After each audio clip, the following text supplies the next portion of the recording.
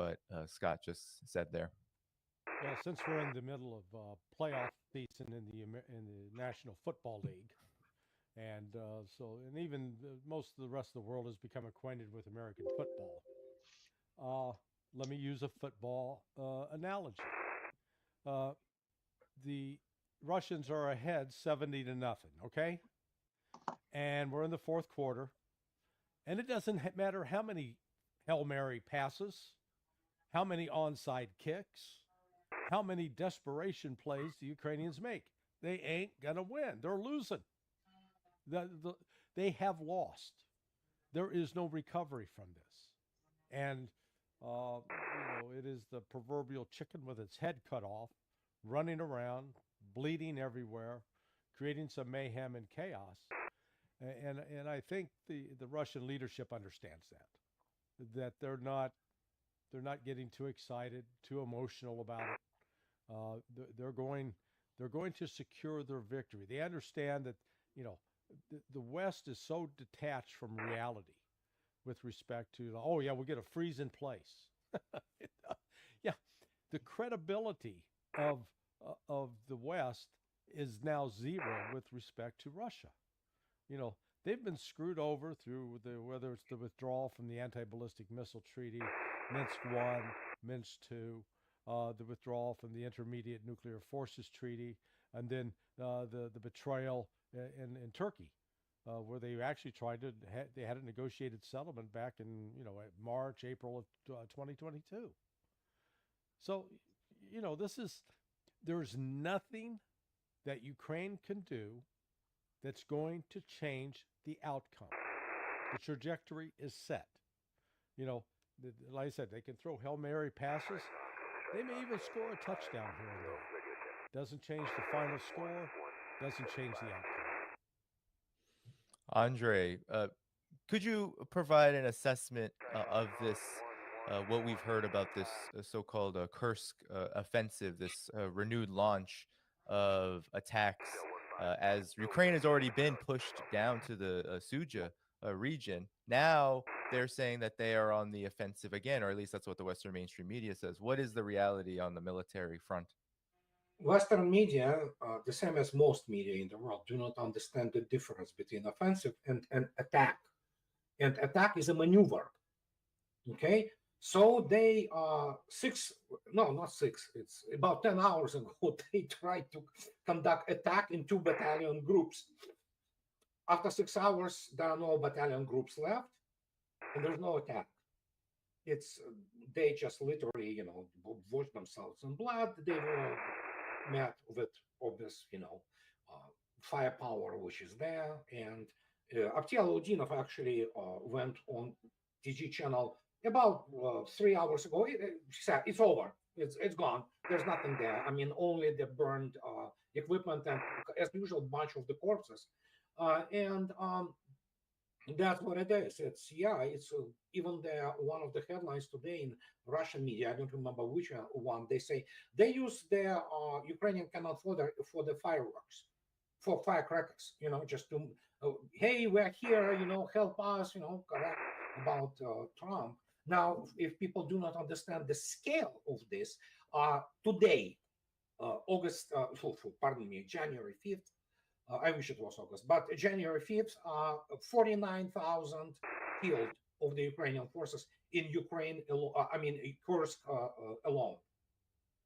So they lost their huge combined arms army there. And as Scott stated, British or French, these guys are not professionals in operational planning. They are looked at as amateurs. They still believe they operate within this, I don't know. They evidently do not understand the modern battlefield. They do not understand how it works. They do not understand how to calculate proper force. They do not understand how to sustain it. But you would expect this from British and French, especially British, with their, quoting Doug McGregor, Lilliputian force. And their military education is a joke. So there you go. And as a result, we have these numbers. Today alone, 2,500 killed along the front line. So 18 years old are coming. And this will be the last of the sperm bank of Ukraine. And Russians will oblige, they will kill them all. Scott, uh, there have been some who have come to me and said, or have sent me messages, communicated with me saying, each time that Ukraine launches ATACMs, I know they don't have that many left, but they've been launching them consistently since they received approval from the United States, or green light, or whatever we want to call it. They say that the response has been too soft, that there hasn't been a hard enough response to this. What do you have to say to people who say this? Most people who have come to me with this reside in the collective West. They're observing it from the outside, and they believe Russia should take an even harder response to these transgressions. Well, I think Larry touched upon this. Russia's winning. Well, how hard do you want Russia to get? Um, I mean, go to the front line in the line of contact anywhere in Kursk or anywhere, and count the dead bodies. They're almost all Ukrainian. Look at the advances being made. It's all by Russia. Um, Russia has a strategic objective in this conflict that's been consistent from day one, and they're achieving it. The one thing that can disrupt this is if you do something that changes the military correlation of forces. And the only way to rapidly change the military correlation of forces to the detriment of Russia is to introduce NATO forces or European forces in significant numbers. And that's a political decision that can't be made under the current circumstances because the costs would be unacceptable to the West. But if Russia overreacts, if Russia does something that creates a new political, operating environment where suddenly people in Europe take a look at the risk gain analysis and say, "Hey, Russia's gone insane. We have no choice now. We have no choice but to commit to a Ukrainian fight." It doesn't matter that Russia will probably win that fight. That's a fight Russia doesn't want. Russia is not looking for a war with NATO. Russia is not looking to expand this conflict. Russia is looking to win the special military operation and achieve the objectives that have been laid out very clearly by the Russian leadership. So I would tell the people that are looking to, strike harder, go get your passport. Um, travel to Russia. I'm sure you can find one, some unit to sign up with. They'll give you uniforms, and you get to play soldier for a day. Go down there and die. If you want to hit harder, go hit. Otherwise, shut up. Because I mean, if you don't have if you don't have you know say if you don't have sweat equity or blood equity, if you're an analyst, stop talking about other people dying.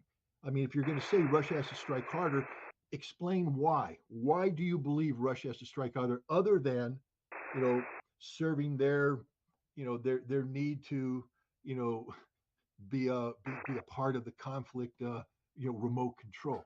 No, if you're an analyst, then you have to step back and you have to assess. Now, if they wanted to come in and say, we believe that the ATACMS missiles are having a significant strategic impact on Russian command and control, logistics, all this, and that left unresponded to, or left responded to with the soft reports, the correlation of forces are going to shift in a matter of 2-3 weeks, and the Ukrainians are going to achieve battlefield dominance that will be strategically decisive against Russia. If they want to make that claim, then you can say, yeah, maybe Russia has to hit harder. But as Larry said, Russia's ahead 70-0.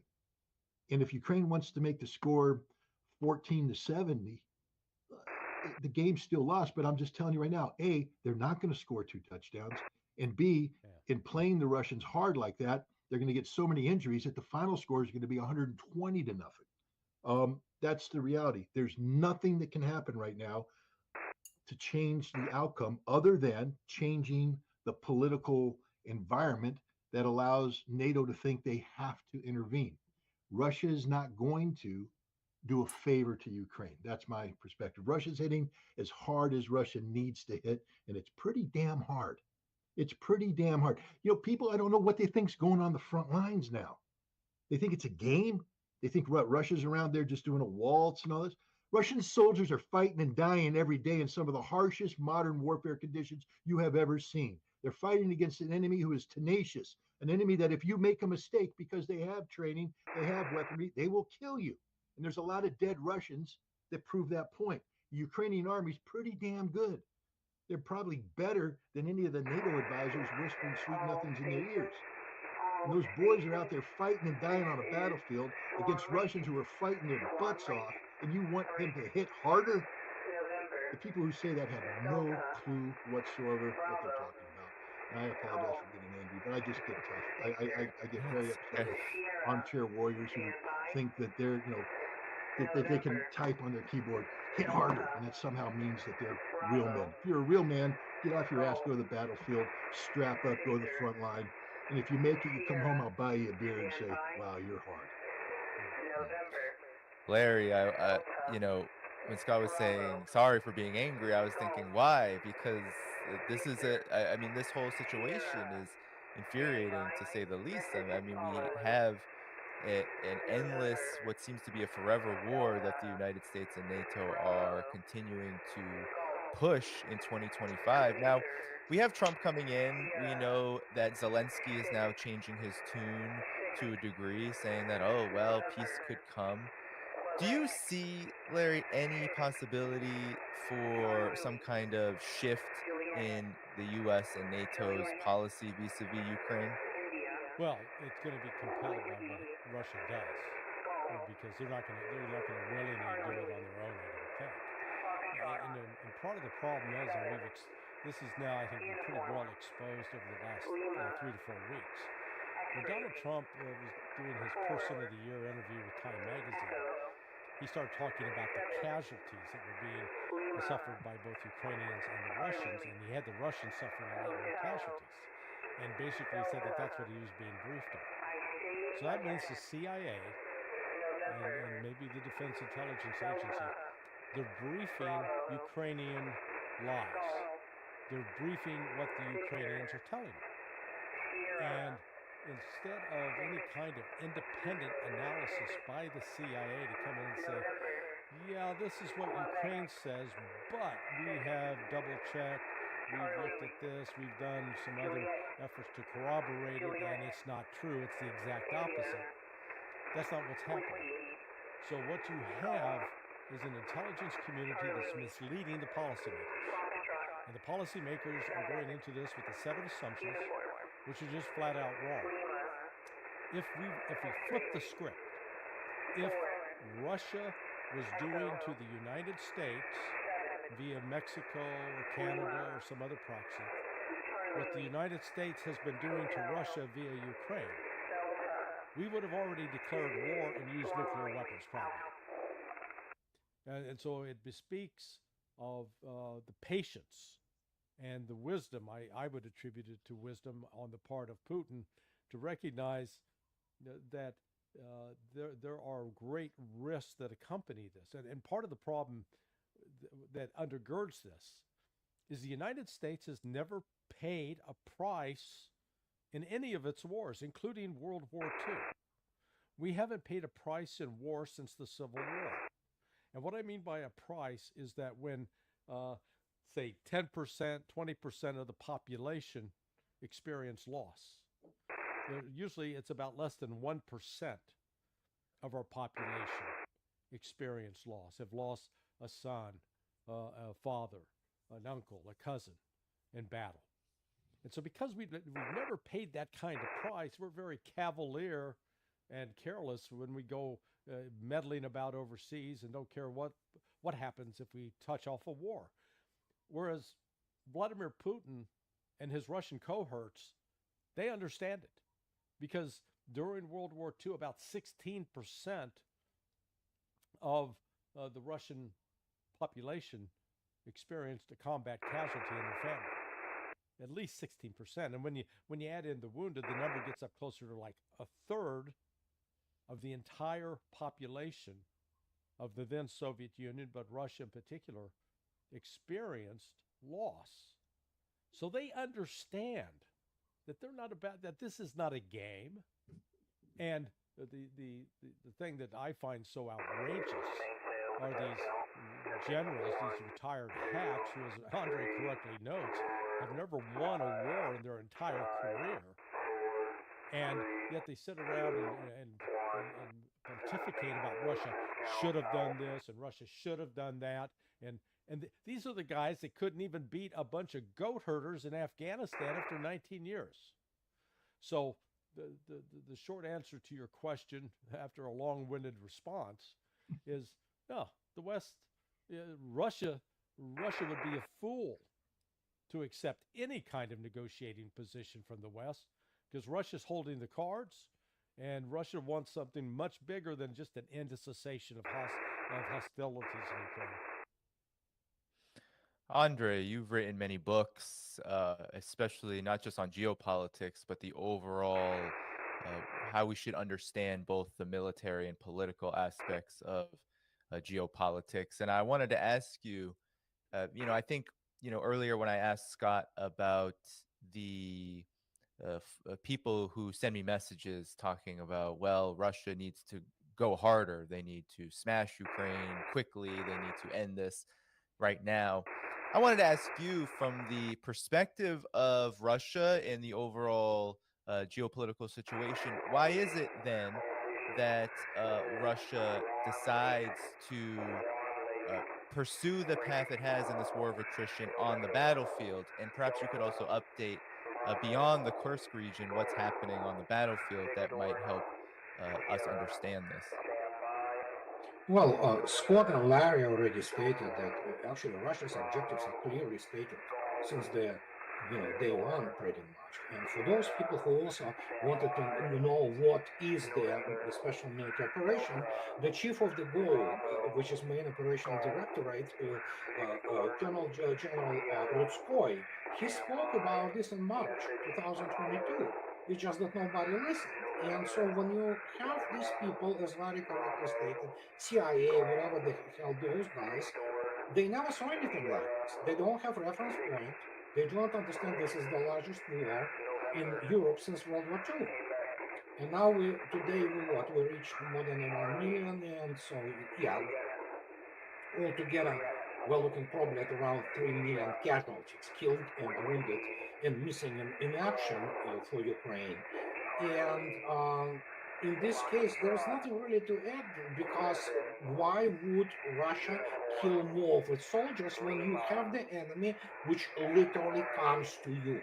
Because this is the only thing they know, and it's like they think that movie Patton is the, documentary.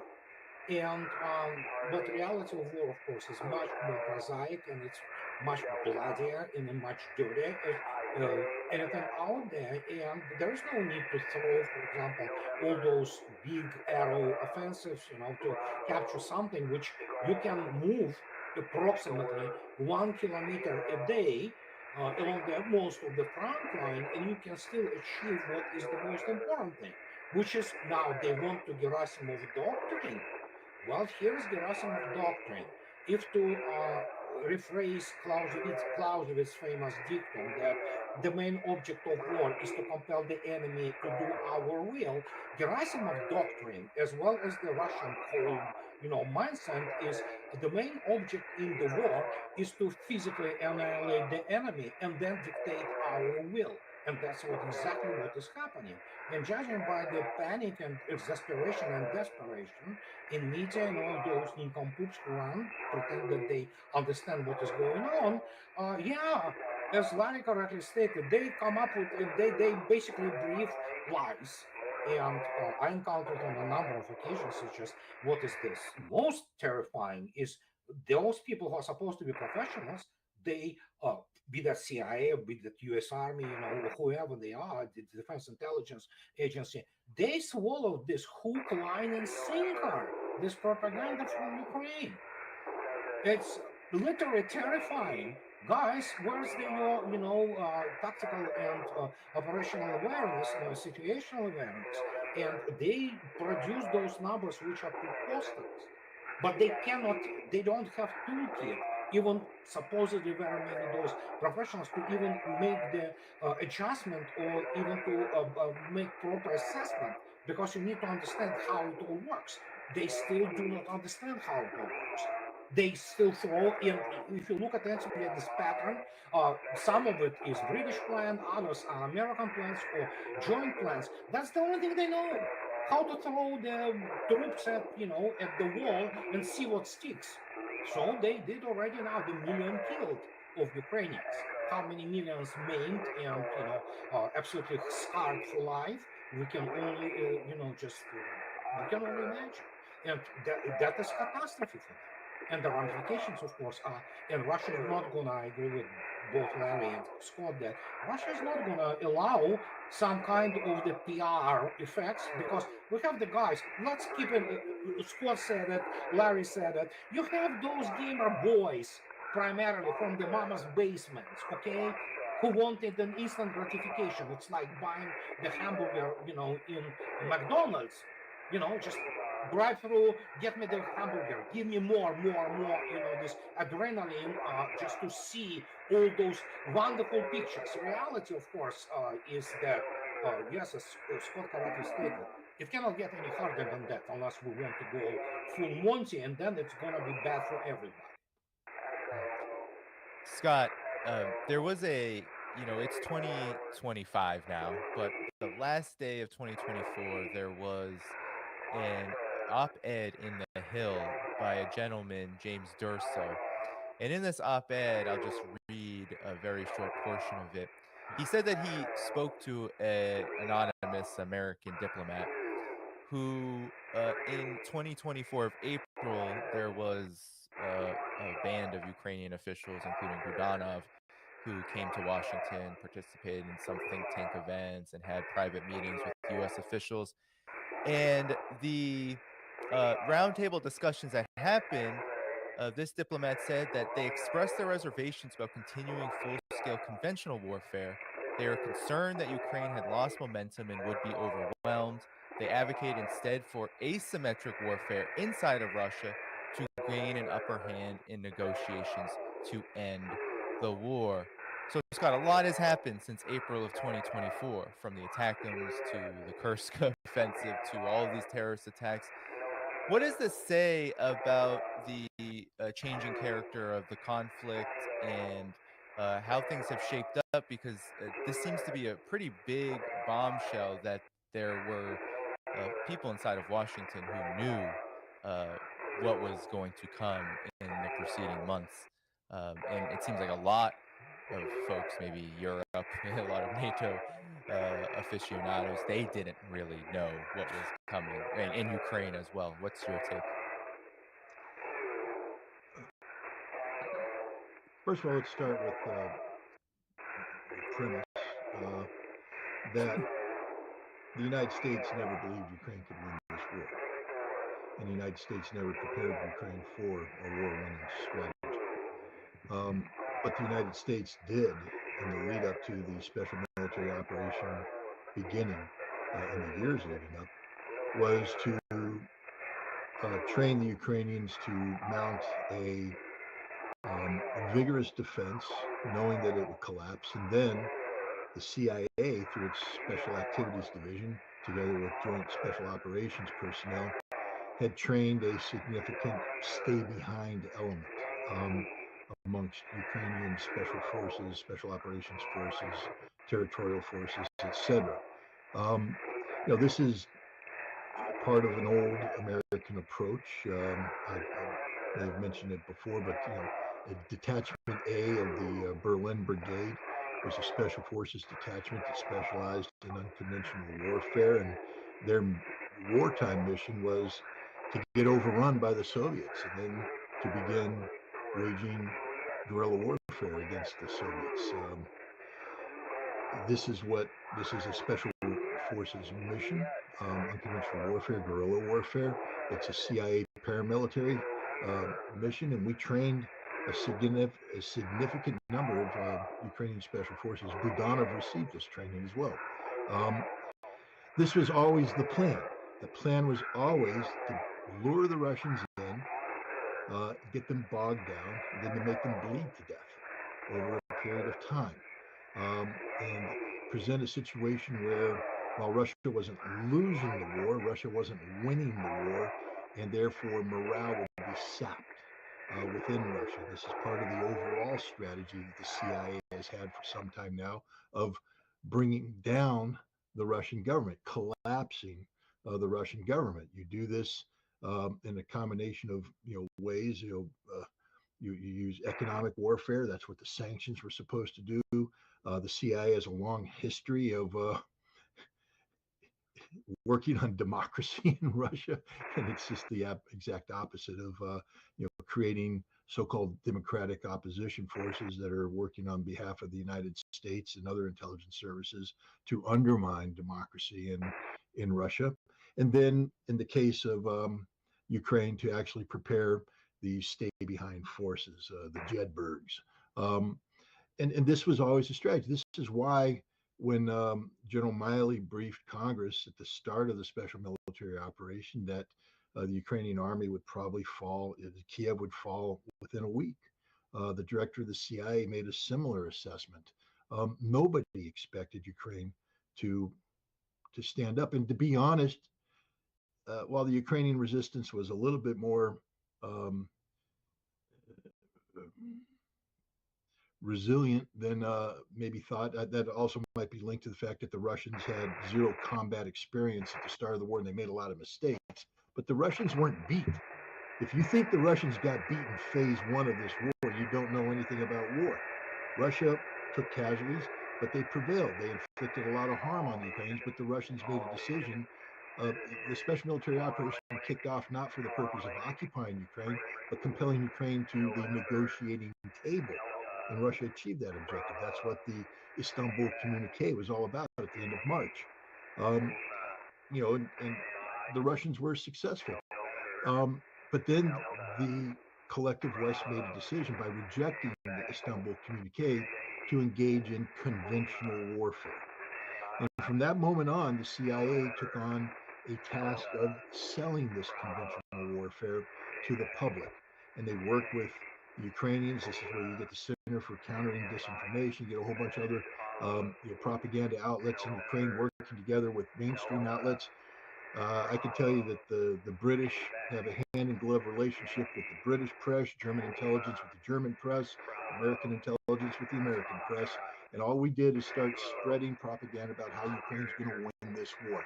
I will tell you right now, with absolute certainty, that the President of the United States was never briefed that Ukraine is going to win this war.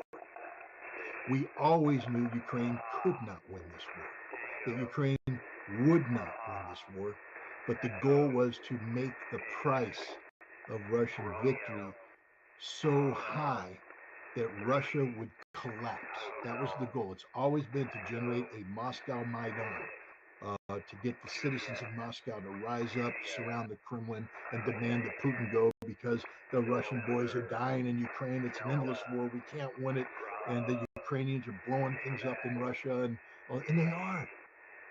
The Ukrainian intelligence has penetrated Russia to an extent that the West isn't even aware of. The FSB is aware because they're rolling up these cells every day. And on occasion, these guys have successes. They blow up trains, they blow up recruiting offices, they assassinate. There is a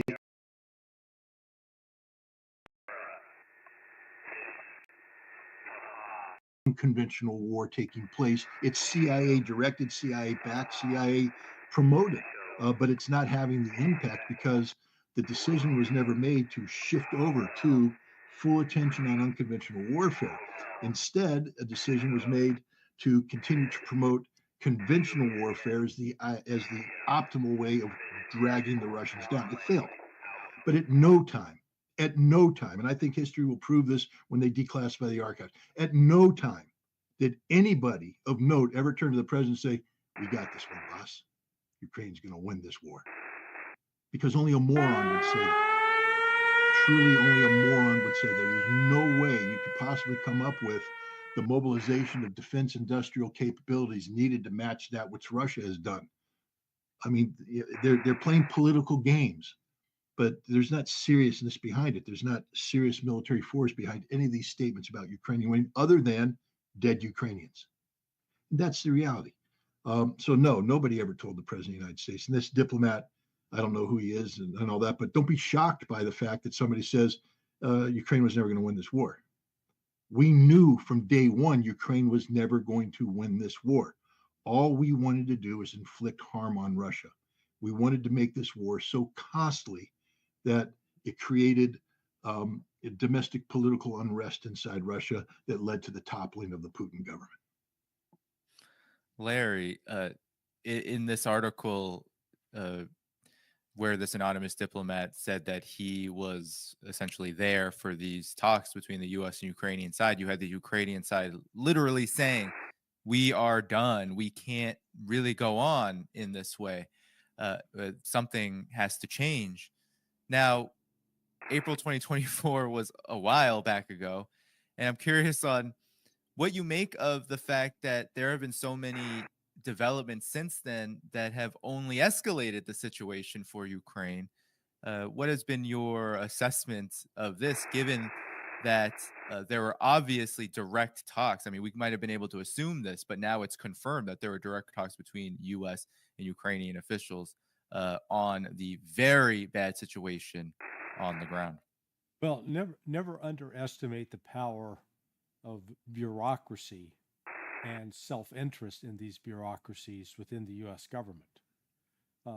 The program, campaign, operation, describe it however you will, to destroy Russia using Ukraine as a springboard has been a U.S. objective now for 80 years, or going on 80 years, and it's sort of waxed and waned over time. Sometimes it's grown in intensity, then it's subsided. But since really 2008, there has been a sustained effort on a broad front where you get the different organizations, whether it's European Command in conducting joint military exercises with Ukraine, both through EUCOM on a bilateral basis, as well as through primarily through NATO. And the purpose of these exercises are both to train and equip the Ukrainian army for its eventual mission of destroying Russia. That was the intent. When you consider the fact that the CIA, they've openly acknowledged now that they had over 20 bases in Ukraine. We need to put this into context. The normal CIA lash up is you'll have a CIA station, and then there will be a subsidiary called a base. But normally those bases will consist of one with maybe 3 or 4 other people. We saw an example of a CIA base in Benghazi. That base had a specific mission of collecting weapons from Libya that were going to be then that were transferred subsequently overseas, delivered to the Turks. The Turks in turn delivered them to Islamic extremists in Syria. So in that operation, you had one base. In Ukraine, the United States has had 20 bases. And I've been asking some of my CIA colleagues who are retired, who are involved in a variety of operations overseas, covert activities. And during the war in Afghanistan, I think that we had a total of 8. It may have been 10 bases in Afghanistan. Think about that. During Vietnam, possibly we had around 16 bases scattered throughout South Vietnam and then over into neighboring countries. To have 20 bases in Ukraine is significant. So it's like, we don't give a damn how many Ukrainians die. It doesn't matter to us. They're not our family. They're not our blood. They're just a tool to be used. I mean, it's so sick, so twisted what the United States is doing to the country of the Ukraine, to the people of Ukraine, that they literally are cannon fodder. They're pawns to be dispensed in some great game of chess that we're really bad at playing. And as a result, the Ukrainians are paying the price, and we're not letting up. We're not stopping because you've got to get into what were these various bases doing. And I've heard a term the last couple of days with respect to this Green Beret active duty member who blew himself up outside the Trump Tower in Vegas. He was active duty at Panzer Kasern, which is just southwest of Stuttgart. They've got three main military bases in Stuttgart. But he was with 10th Group, Special Forces in the Army. And he was described by one of his buddies as a Jedbird. Now, the Jedbirds were teams that were, Americans, Brits, and French formed them in World War II. Let me suggest to you that what you have right now, our Jedbird teams have been resurrected, and one of those functions of one of those bases is to supervise the operations of these Jedbirds as they go in to try to both carry out terrorist attacks in Russia, to organize cells in Russia, and to facilitate sabotage operations. So the United States isn't letting up, even though the Ukrainians are dying and bleeding and cannot win. Yeah, and Scott, this gentleman, Durso, Mr. Durso, James Durso, said he was in the U.S. Navy for 20 years and served in Kuwait, Iraq. And one thing that he does, though, is he highlights corruption inside of the Ukrainian regime, highlighting Zelensky, especially as a full throttle participant in this corruption. And we've talked about this on the program before, but a lot of it seemed like a deflection of the U.S. role in all of this and the U.S. role in fueling everything that Larry just described. Your comment on this framing of Zelensky as really the primary problem here, given these revelations we've been discussing. I think you meant to say Andre. It's his turn. Oh yeah, Andre, yes, please comment. Oh, you're muted. You're muted. Sorry. I got unmuted. No, I mean, Larry and Scott pretty much covered it all, but I just want to add one thing, which I'm writing now, second decade in. Fact is, I was writing it realistically, it's in the third. Those people in Washington, be them CIA, Pentagon, what have you, they are one-trick ponies. They live on this mythology that somehow Soviet Union has been defeated in Afghanistan and collapsed because of that. It is, of course, a complete mythology, the same way as the World War II started in the United States, including in the military academies. They still think that, I'm not exaggerating. It literally comes down to it that Patton, ran through the whole damn Germany and Hitler collapsed, So, but the point is that there is not a single competent Russian specialist in the US government today and hasn't been in the last 20 years. The only person who had been a true connoisseur, if you wish, of Russia and Russian national character, idiosyncrasies, and things of this nature is Jack Matlock, the ambassador, the last ambassador of the United States to Soviet Union. The rest of them, including Mr. Burns, and they are nincompoops. They may speak Russian language, some of them at least, but most of them, and what passes in all those Russian study programs, be them in whatever CIA outlets or FBI or let alone military service academies, it's all fraud. It's academic fraud, which doesn't recognize the fact that frankly, United States doesn't know how to calculate correlation of forces and means. Simple as that. I actually made another video today about this. When you have your garbage into these models, and what you get garbage out because the models suck, honestly. And basically, the United States is not good at studying history and actually knowing how the world outside works. This is not my words. This is PhD Daniel Larison.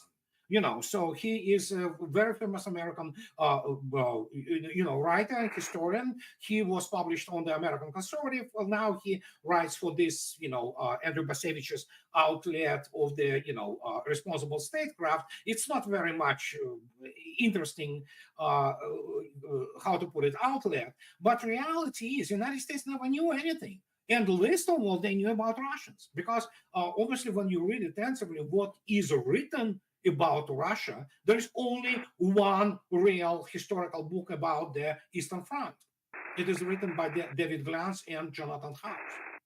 The rest of it is just all mythology. It's all Hollywood. It's all, yeah. And yeah, when you have people which you think they are subhumans, but that's, for example, most of those CIA guys, they never saw anything like this. They do not understand how it works. They don't understand what kind of the historic experience in mobilization economy Russians bring to the table. United States has no even clue. It's nowhere near in understanding how it works. But they never studied Russia. Well, they studied Russia through Solzhenitsyn. If you have even such a great American military mind as Colonel McGregor, believing that actually Stalin and NKVD executed 1 million Red Army soldiers in 1941, you have problems, okay? And you have problems not only on the issue of merely military history, you will have problems on, even today, operationally and strategically.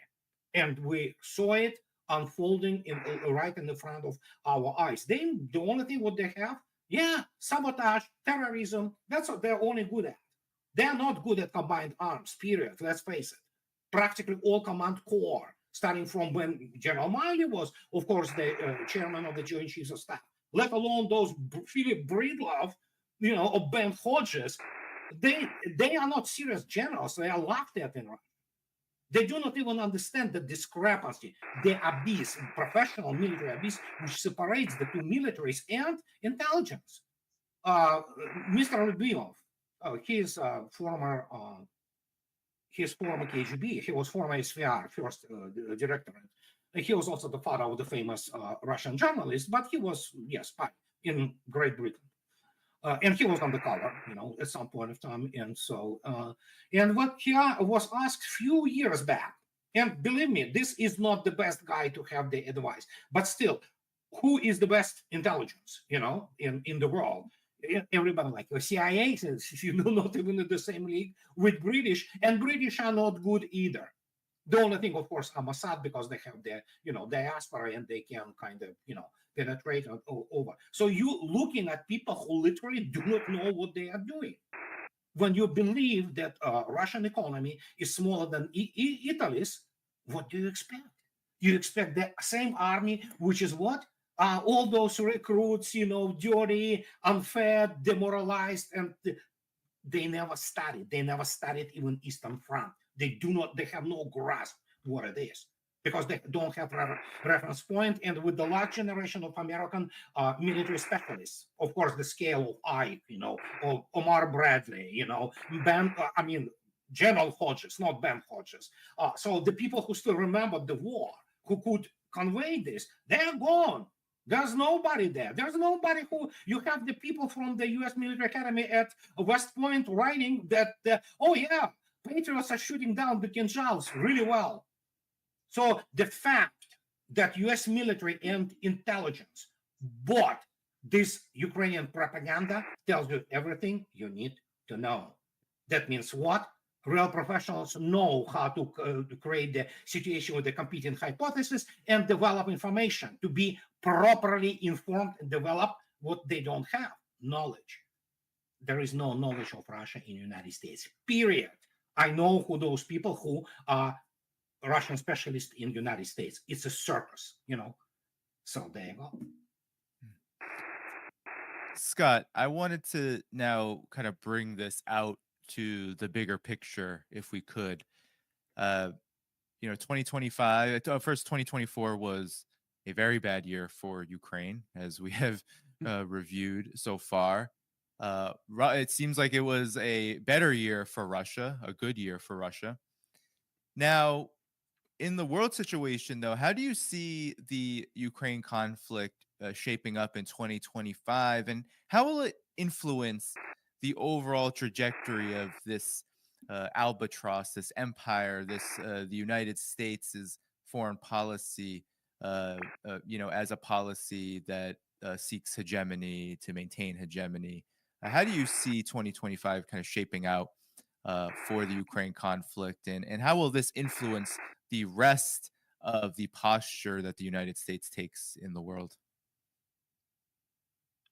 Sorry, before I answer that, I just have to address a comment in your chat. Larry, you and I are feds. You need to be called out. Oh, okay. Apparently, yeah. Okay, I'm just Hey, letting you know well, that. I want my year-end bonus. I didn't get I my do damn too. check. I'm a Fed baby, and I need to be called out. Yeah. It means I'm doing a good job. Where's my damn money? Yeah. But my wife tells me never read the I comments, but every once in a while I I see thought you one and I all look were for it. like agents of the Kremlin. I've been an agent of the CPC. I have not received my money for Yeah. that either. But Yeah. all right, So, let's go back but to one of the, hell, I don't know. I mean, I'm trying to. I don't have anything that. Maybe this could be my crystal ball. I'll rub it. Oh, what's going to happen in the next year? I mean, this is always dangerous because I'm going to answer your question because it's a good question, and I'll give it the best shot I have. But you know, it's January. What is today? The 4th? No, January it's fifth. 4th. Yeah. Today's the 5th. God, I'm so already so messed up. Okay, the 5th. And you want me now to project out into a year where we have no idea what's, we have a new president coming in on January 20th, and with that will come a lot of change, and it's hard to predict what it does, but I'll do my best. I think there's widespread agreement that this conflict as it currently stands is unsustainable for both Ukraine and its Western supporters. That the ability to continue the conflict as within the parameters that currently exist, Ukraine will rapidly run out of manpower. The 18-year-olds will be killed and they have nothing left. The West has run out of equipment to give Ukraine. The defense industry hasn't caught up with this in a meaningful fashion. And politically, the West is exhausted. Russia, while there are, of course, difficulties in sustaining this, the Russian economy is overheated because of an um, investment into defense industry.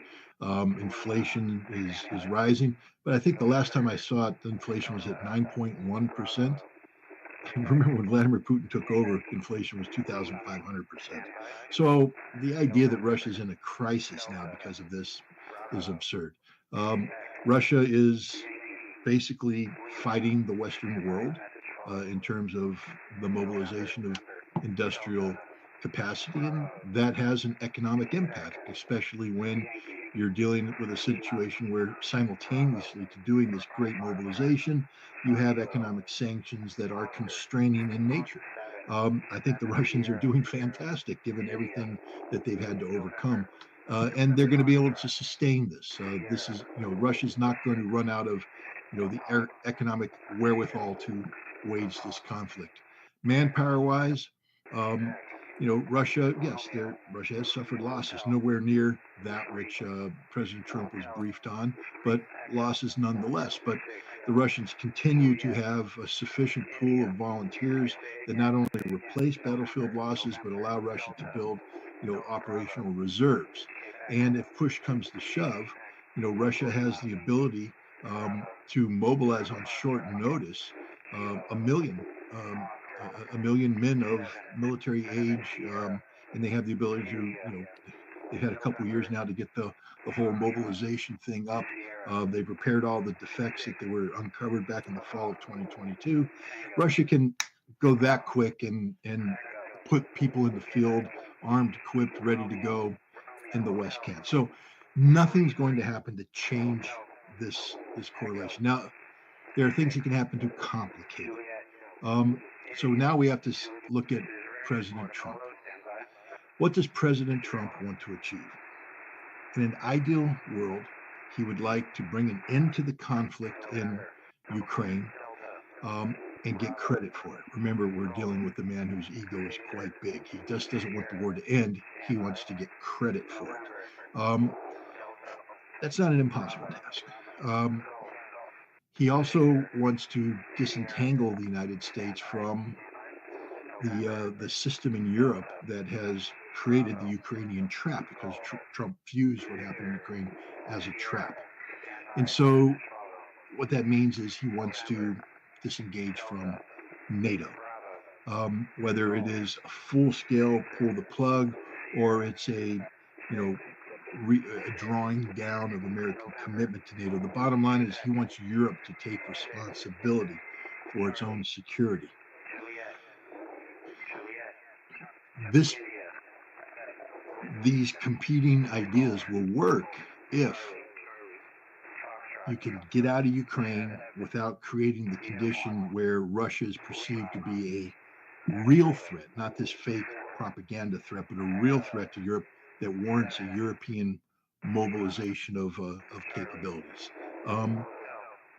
What you want is for the Ukraine conflict to end, for Russia to be viewed by the West as non-threatening in terms of making a move, on a physical move, and therefore within Europe, while Europe will take over responsibility for its security, it will be done in a way that Europe won't be compelled to financially destroy itself, because Europe cannot do the kind of mobilization I just spoke about Russia doing. They're incapable of doing that politically, economically, socially, the whole thing. But if you get in a situation where the war ends sloppily, Trump puts his credibility on the line only to be humiliated by the Russians, who aren't going to do that which his advisors want them to do. Trump takes it personally and begins to invest into, building up Ukrainian capabilities, and Europe jumps in on that. Russia's still going to win, but now we have a whole complicated situation that instead of having the United States disengaging from Europe, we're now doubling down. And this is a real possibility, even though Trump says that's not what he wants to have happen. Um, you know, this winding this war down is not going to be easy. There's a lot of politics involved in it. So it really comes down to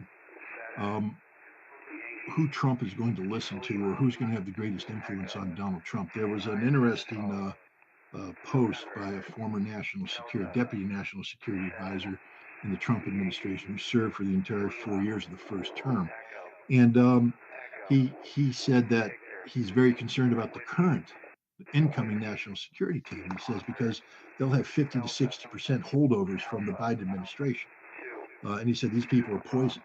They will continue to implement the policies of the Biden administration, and they will undermine the policy objectives of Team Trump. And that instead of doing what should be done, which is to fire everybody and start over with a fresh team, totally focused on implementing his policies, Trump is going to be poorly served by a team that's going to seek to undermine him, sabotage him, etc.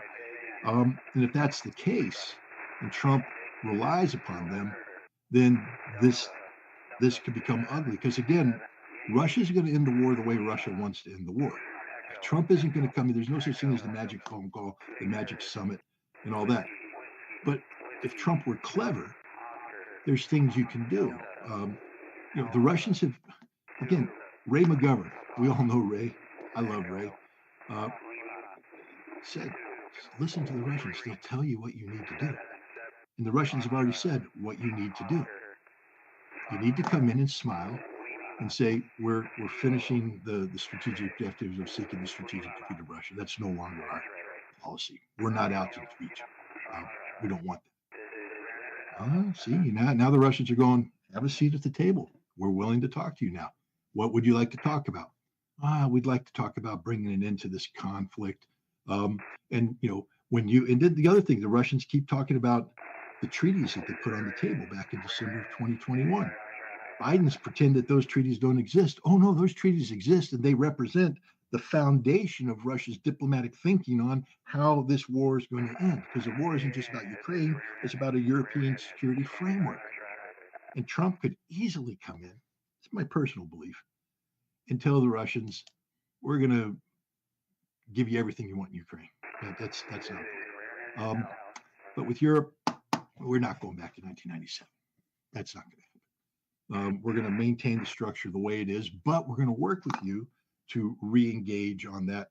And I believe the Russians on that one won't draw a red line and say, all right, as long as we have open dialogue, as long as we can build something in writing, we can make movement. Now Trump comes out as a winner in his mind.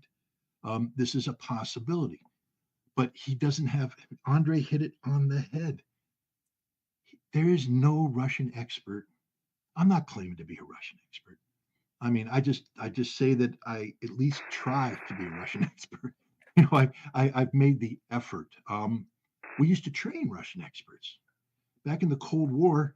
In Garmisch-Partenkirchen, we had what they call today the Marshall Center for whatever the heck they call it. It used to be the United States Army Russian Institute, um, and all the foreign area officers would go there for 1 or 2 years, and they had a village, a Russian village, populated by Russians. They were all emigres, mainly either the older people were actually white Russians or the children were white Russians. But the one thing they all did, besides hate the Soviet Union, which they did with a passion, is they loved Russia. And so when you went through this course, you were taught to love Russia. You were basically put at the on the lap of a grandmother who told you about the wonderful land she came from, the culture, the thing, and you got this appreciation for Russia. And when you have that appreciation, again, you may be against the government, but you're programmed to approach and talk and interact with the Russians. That was the difference between the Cold War and today. In the Cold War, across the board, your mission was to close with and engage, not through combat, but engage the Soviet target. That means you have to sit there and talk with them. Language commonality. You have to have something interesting to say, shared cultural perspectives, things, and you have to be knowledgeable about the information you want to get from them. I remember one of the taskings I got while I was in the Soviet Union. This group of Afghan veterans came in, an Afghan veteran group came in and put on a demonstration in downtown Votkensк, or at the stadium, of what it was like to be ambushed by the Mujahideen. And so they put on a theatrical display. They did that and the whole thing. But afterwards, I got down there and started talking to these guys to find out, what, how the war was, what the Russian mindset was, and to write reports about this. People were fascinated in this. They wanted to know these things. They wanted to know the detail, the minutia.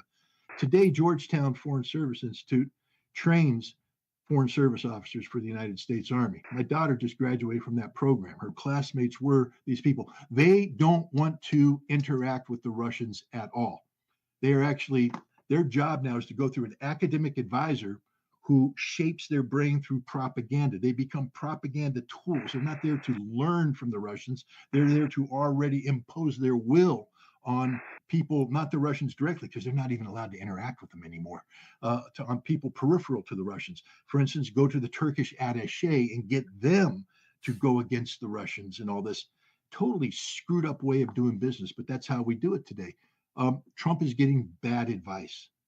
And my fear is that unless he recognizes how bad this advice is, he's going to fall into a trap that creates the worst possible outcome, which is the United States doubling down on stupid, trying to extend this conflict, pouring more money in, more resources, and because Trump has an ego that is very difficult, get in a situation where Trump can't admit that there is defeat, so he will begin to escalate.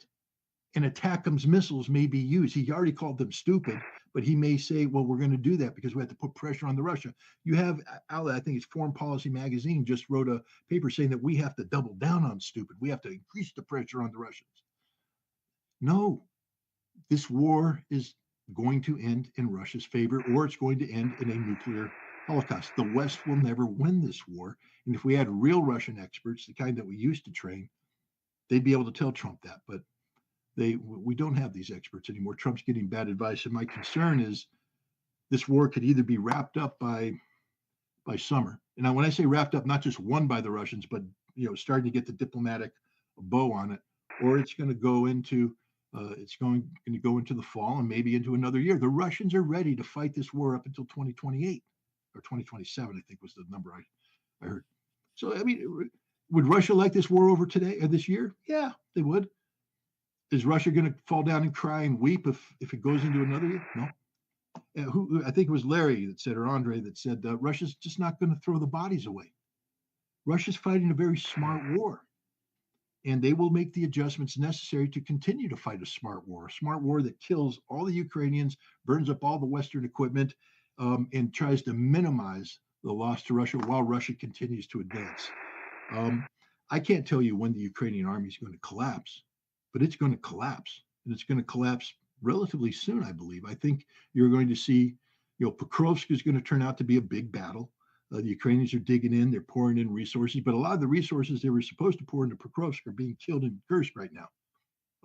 But after Pokrovsk falls, and I think it's going to fall sooner rather than later, there's nothing to stop the Russians from going on and capturing the rest of the Donbass and then moving into Zaporizhia and moving into Dnipropetrovsk. And when Kursk finally collapses, there won't be anything behind it. Sumi's going to fall. Kharkov's going to get surrounded. I mean, we are looking at the potential for a tremendous amount of lost territory on the part of the Ukrainian military by the summer. And that's as Putin said, the war will end based upon present realities. Well, the reality is going to change a whole lot between now and the summer, and it's in Trump's interest to get the Russians to start talking about the conditions to bring it into this conflict now, as opposed to in the summer. But he needs good advisors, and he doesn't have good advisors right now. Andre's 100% correct. There is not a real Russian expert in government today because we don't train them anymore. The academic institutions that used to pump them out are propaganda institutions now.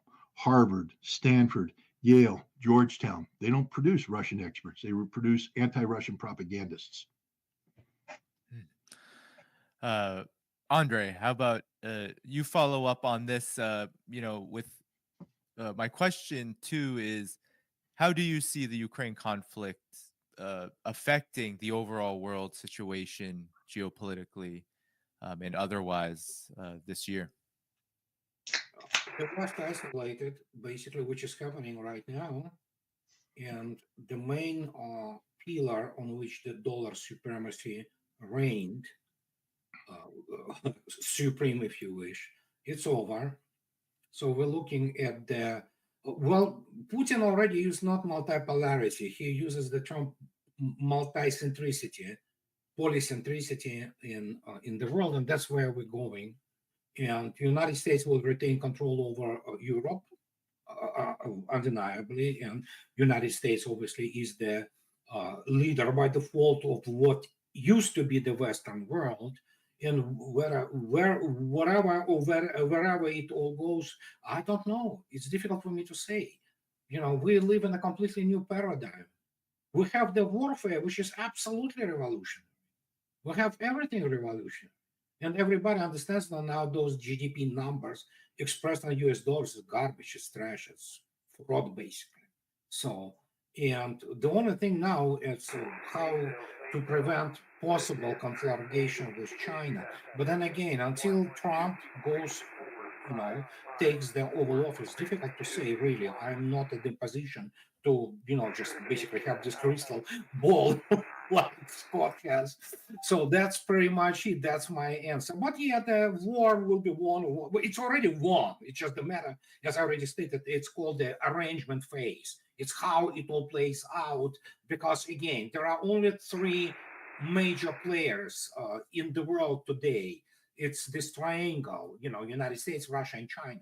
And how they will settle, that's how the rest of the world will go, for the most part. So that's probably the only thing I can say, Larry, how about you and your assessment of how this conflict can or will shape the year ahead? Well, it's going to tear apart Europe, as it's already tearing Europe apart. And one of the interesting phenomena we're seeing is the outward expression about, oh, we're committed to democracy, while at the same time, the various institutions in the European Union and some of the key European states are doing everything that they can do to thwart what at least a plurality of the voters in the respective countries are saying. We've seen it in France. We're seeing it in Romania. Georgia's been one of the few to sort of stand tall above the Western efforts to subvert that process. So while some of the European Union leaders are paying a lot of lip service to, we've got to stand strong, we're going to back Ukraine to the end, The political reality is otherwise because the economic situation within the European Union is deteriorating so rapidly. The up against this is going to be the entire situation in Israel, in Syria, and in Iran. The United States and Israel are both making a mistaken assumption, a belief that Iran is very weak, very vulnerable, and that their air defense system is non existent, and that they can just walk in and clobber them and destroy any prospect for Iran ever building a nuclear weapon.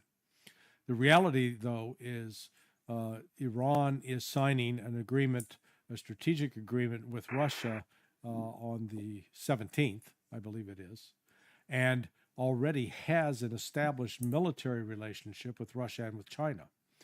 And if the U.S. and Israeli assumptions are wrong, and yet they do try to launch an attack, we see the potential for this war that right now is confined in Ukraine to spreading. Now, throughout this process, I think Russia's made it very clear that their goal is about demilitarizing Ukraine. I do not think that Putin or his general staff at the outset had any assurance that they would be demilitarizing NATO in the process. But that's exactly what has happened over the course of the last 3 years.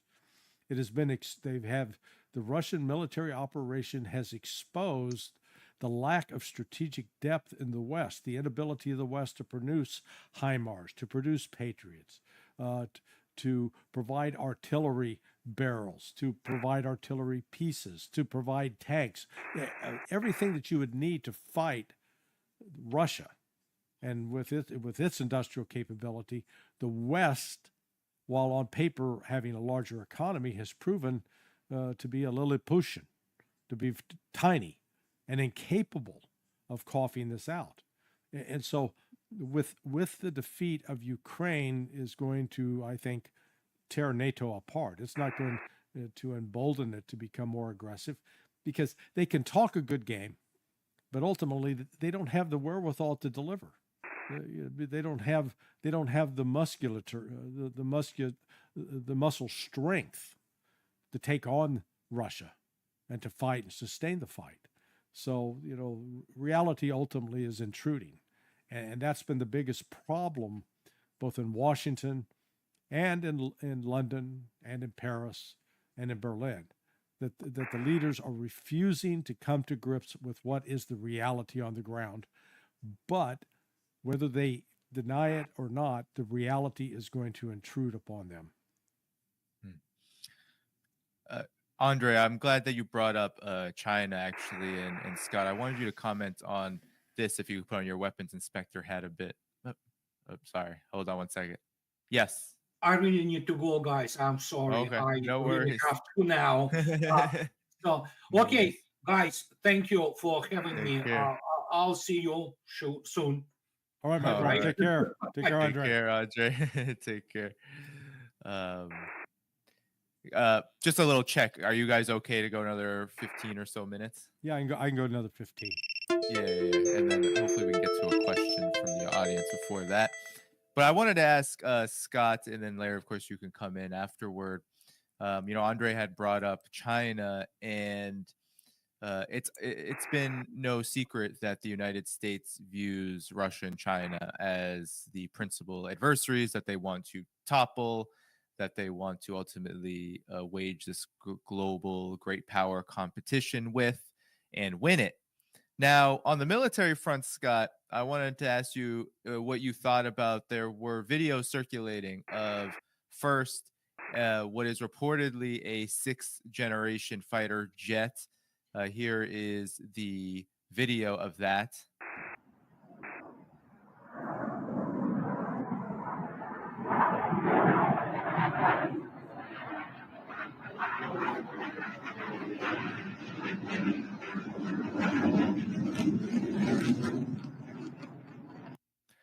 So China and the People's Liberation Army, they flew that in broad daylight. There was an obvious desire for people to see it and the media to see it, although it didn't. It got some coverage in the Western media, not much.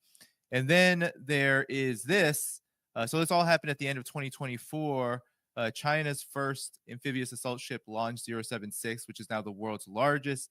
It is more versatile than traditional aircraft carriers, can launch drones, helicopters, and even fighter jets. And I'll just show folks the video on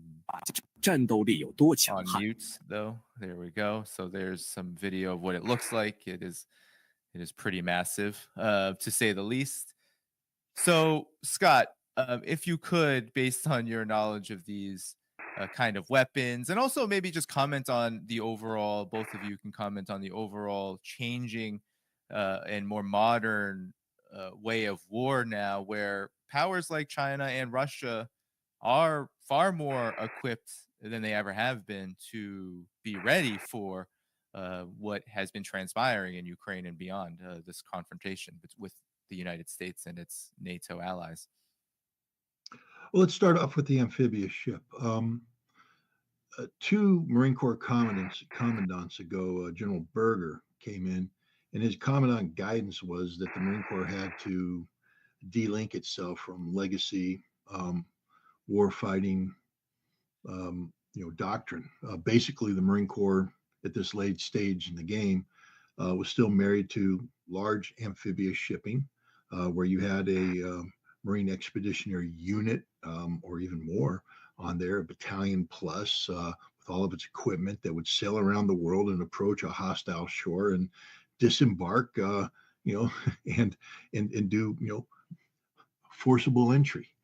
And Berger said, given the status of area denial weapons, long-range precision-guided ballistic missiles, these ships will be sunk before they appear before any shore. In the Marine Corps, we can't accomplish the mission being given to us by the Secretary of State and given to him by the President of the United States if all our Marines are dead on sinking ships. We can't fight war this way, so therefore we have to change the way. And this is where he came up with I think he went out to the 3rd Marine Division in the Pacific and started to transition entire regiments into what were called littoral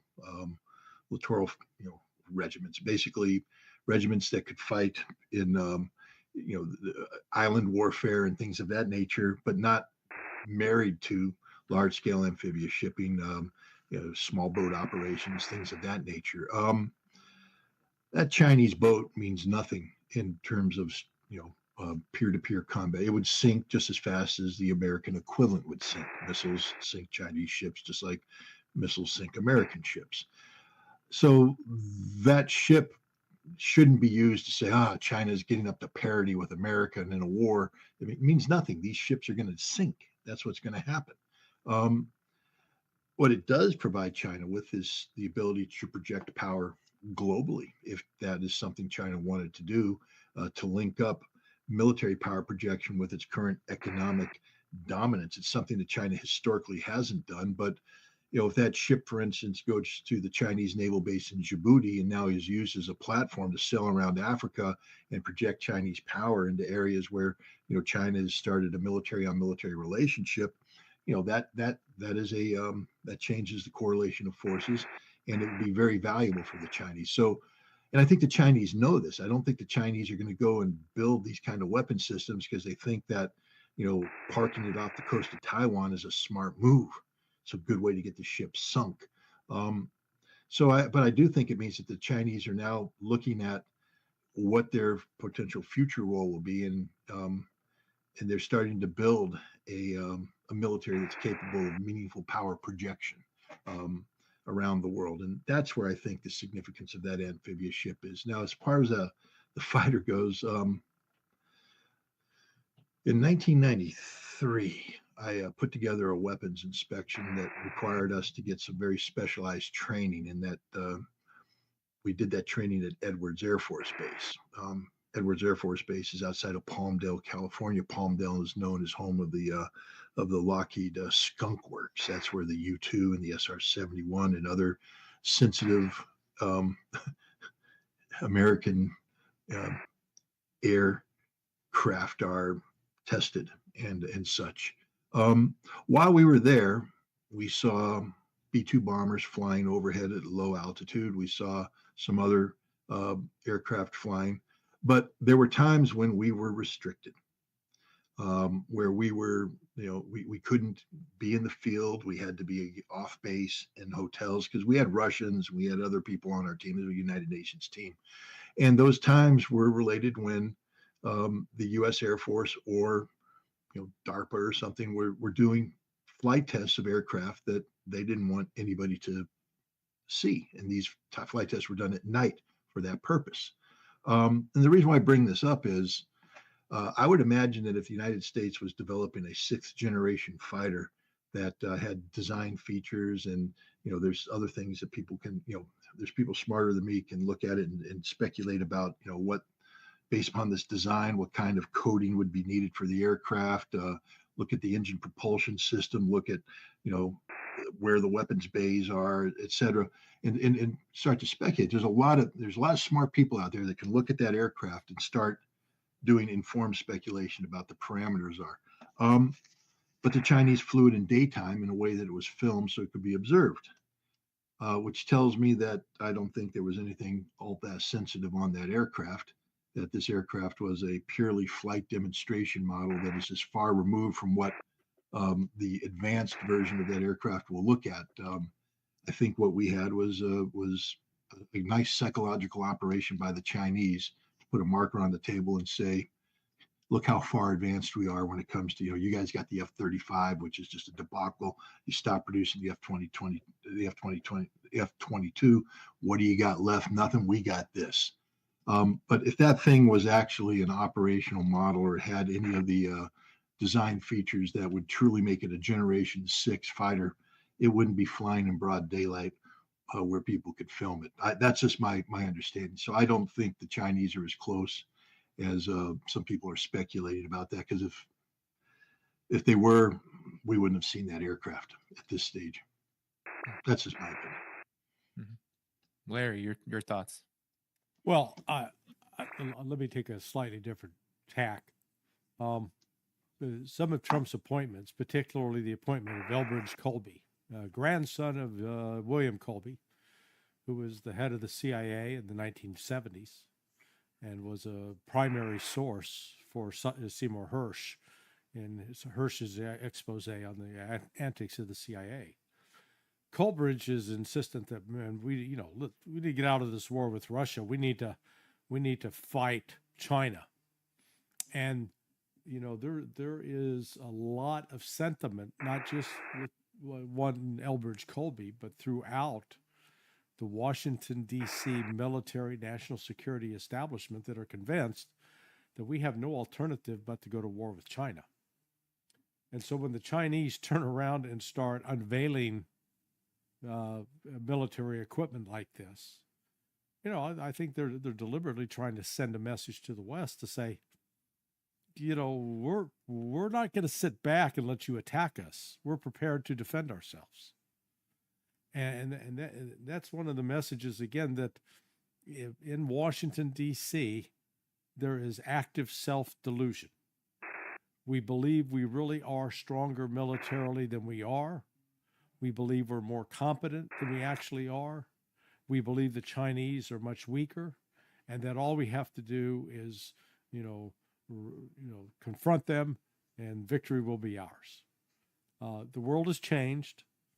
Russia and China together understand how the world has changed and are taking an active role through BRICS, through the Shanghai Cooperation Organization, and other international groups outside the UN to build up support with the Global South, to strengthen their own economies, to strengthen their economic cooperation. And the West just had, when I say the West, but I mean really the United States has not awakened to this changed reality. We still think we can bully our way through, and we're, I think, sadly going to find out that we've been very mistaken. Yeah, I mean, what was so striking about this is that Chinese media, I was scouring it. They talk about the amphibious ship that that I showed, not so much the possible Generation 6 fighter jet, whether it's in test mode or not. But really, at the same time, they were more concerned about how much railway they've built and how they've increased so much railway inside of their country They've upped high-speed rail to something like 48,000 kilometers now. That's up from, I believe, 35,000 just a few years ago. So that was more so their concern. And even throughout this whole ordeal that we've been talking about, the Ukraine conflict, Russia has also been talking a lot about as Andre said, multicentricity, multipolarity, as we more so talk about. They've been talking a lot about that and doing a lot about that, especially with the BRICS summit in Kazan. So this is often, I think, not talked about, is that these countries, as you said, Larry, they are looking for a way out, that and they're looking for a new world, a better world than the one that the United States and whoever wants to follow the United States are currently constituting for us. Any final comments before I get to an audience question or two that you can answer as briefly as you want? Scott, any final comments on this? And then Larry.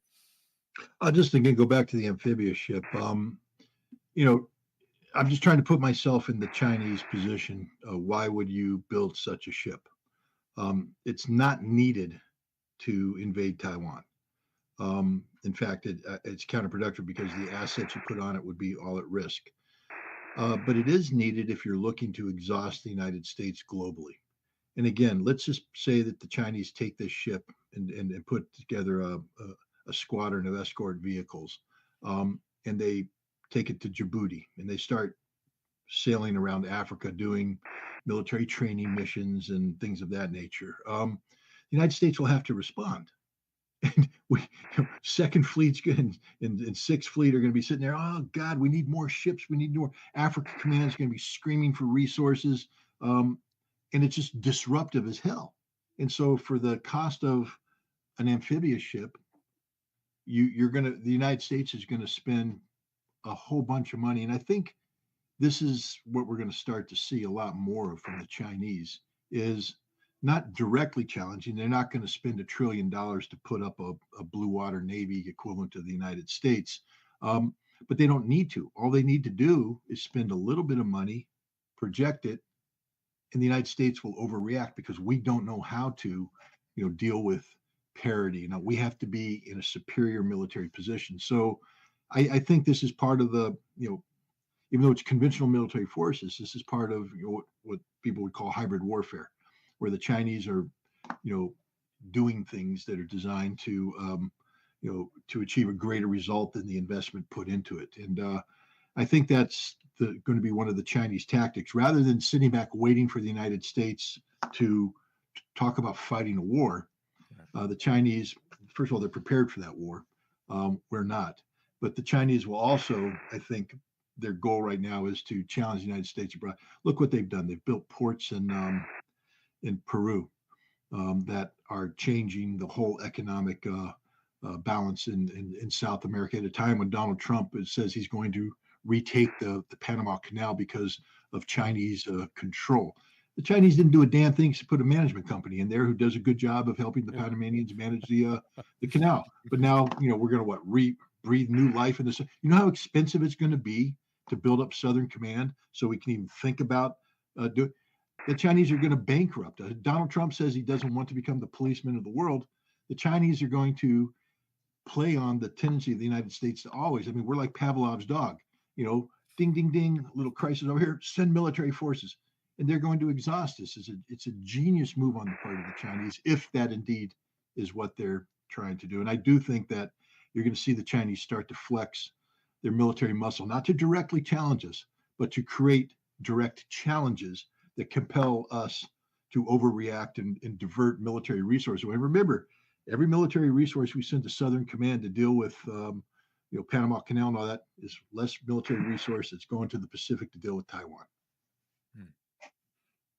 Yeah, Larry, any final comments? Well, just the fact that Trump's comments about Panama just belies the ignorance in the United States about what's been going on in Panama for the last 25 years. I've done extensive, both undercover and overt investigations on product counterfeiting, money laundering, doing compliance programs for casinos. Chinese have been crawling all over Panama since 1999 at least, and the Chinese companies that manage the major ports, particularly there are at least three major ports in Cologne, which sits at the north end of the Panama Canal, exits into the Caribbean. They've had that for well over 20 years. This is not new, and this just again underscores how out of touch America is with its own self-interest. We think, oh, we've levied sanctions on the Chinese, and the Chinese turn around and said, okay, fine. You're not getting any more shipments of antimony or gallium. Oh, guess what? Those are critical rare earth elements for producing critical weapon systems in the United States. We don't have an alternative to those supplies. So the Chinese right away are sending a message. They've sanctioned over 30 military industrial corporations in the United States. China's not sitting back. The United States has been a bully. I think a lot of the rest of the world had initially thought they could get along with the United States. Think of this as about the rest of the world were sort of a naive young bride, thinking, oh, this new husband, he'll be okay. Turns out he's a wife beater. And they finally have wakened up and said, we're tired of getting beaten up. We're getting out of this relationship. We're going to find something new, some alternative. That's where we are right now. All right. I know we are over the 90 minutes, but we do have a few questions if you want to answer them as briefly as you'd like. And you can skip either you, Scott or Larry, you can skip if you want. Here is one question. Colleagues suggested Russia could shut down NATO air power as far as Germany with the use of 10 to 12 Oreshniks simply by holding the airfields in a way that can't be filled in a few hours. Thoughts? If Russia fires 10 to 12 Oreshniks against NATO, the NATO response will be nuclear. So Russia's not going to do that. No. I mean, why are we even talking about? I mean, that's like me saying, well, if the United States, fired, took all the nuclear warheads out of their tridents and put conventional warheads in there and saturated Russian airfields, that we could take them out of. If we fire that many tridents at Russia, they're going to hit us with nukes. 10 to 12 Oreshniks. First of all, as soon as that salvo is launched, how do we know it's not nuclear? The second it's launched, we're going to say it's nuclear, and we're going to respond. So I just think sometimes we have to be really careful about, going into these extreme hypotheticals, because, it's going to be a big deal if Russia hits Ukraine with 3 Oreshniks. That'll be a huge deal, because it's showing capacity now that isn't just a Russian muscle flex, but it's sending a signal to the United States about the danger of mass launches on the part of Russia. And at some point in time, when Russia launches, how does the United States know that the 3 Oreshniks Russia may launch against Kiev aren't part of a preemptive nuclear strike against NATO? This is a strategic system. It's not a joke. And Russia sent a lot of signals last time about the single one that they launched, which, helped calm down nerves. But now Russia's gone into serial production. There's another, and they're going to fire 3. And that's some of the talk is, up to 3 in a salvo. That's a very dangerous thing, because if you're the Western guy, they're boom, boom, 3 gone. Mr. President, they've launched 3. What are you going to do? Wait until they impact? But what if they're coming at you and you wait too long? You can't, so no, they're not going to launch 10 to 12.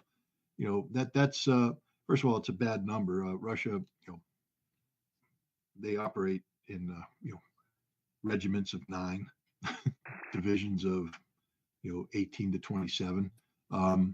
So again, I won't get into Russian targeting, but that's just a big number. And if they fire that many against NATO, I believe that the United States would begin a nuclear retaliation before the missiles hit, because we have to assume they're nuclear. Any other comments, Larry? Nope. Scott covered it. Then we have this one. Does anyone want to comment on Transnistria energy situation and whether it'll alter Russian plans and timetable? Yeah, no, it's not going to alter it. Look, this was a self-inflicted wound by Ukraine. This was done under pressure from the West.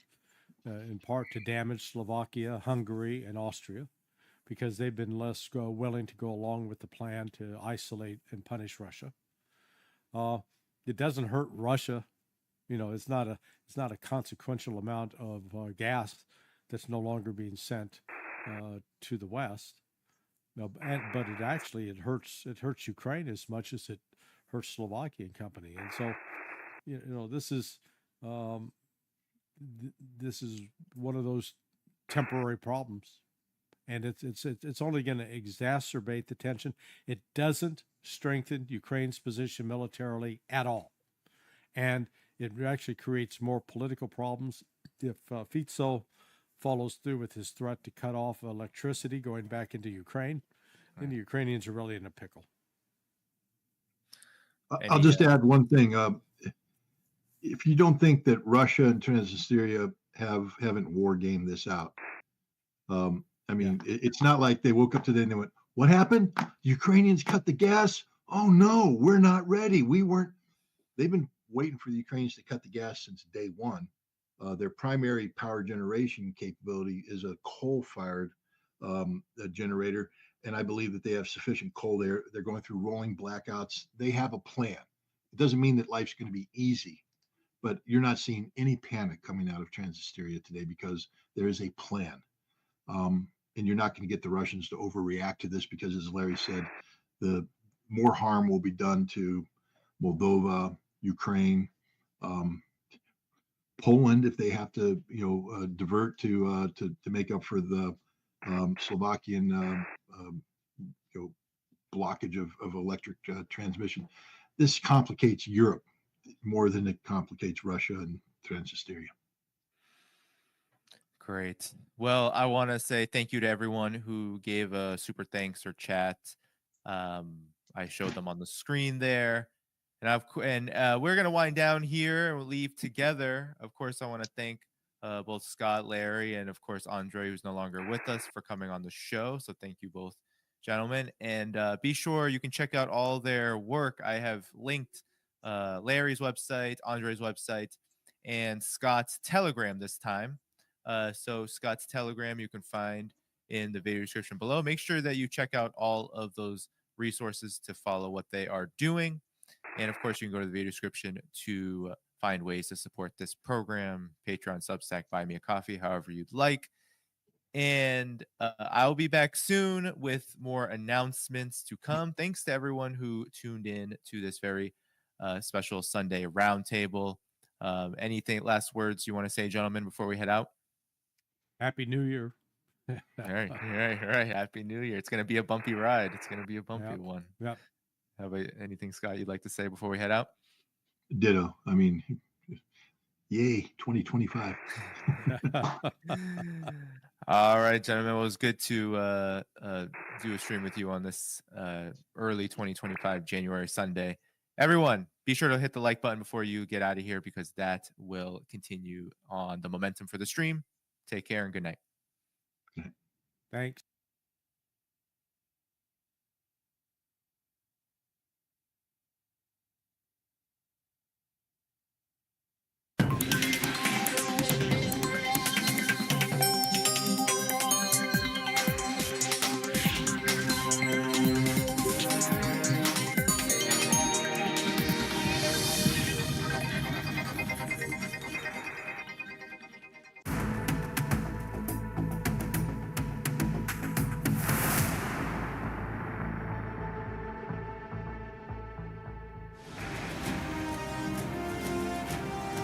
Hello and welcome to this edition of World at War. My name is Mohammed Saleh. There are decades when nothing happens, and then there are weeks where decades happen. These words by Vladimir Lenin stand true for the year 2024. In the wars that are raging in Ukraine, the Middle East, Africa and elsewhere, circumstances and dictators that had appeared unchangeable have been blown away in a matter of days.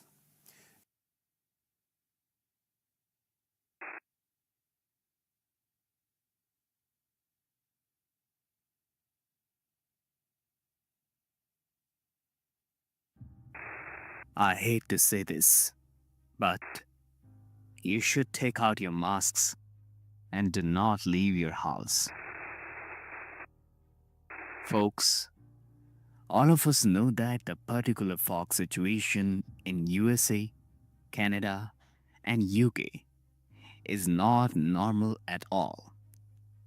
But many people are still missing a major, crucial, and an urgent message here that I will discuss ahead in this video. But first, look at this particular video here.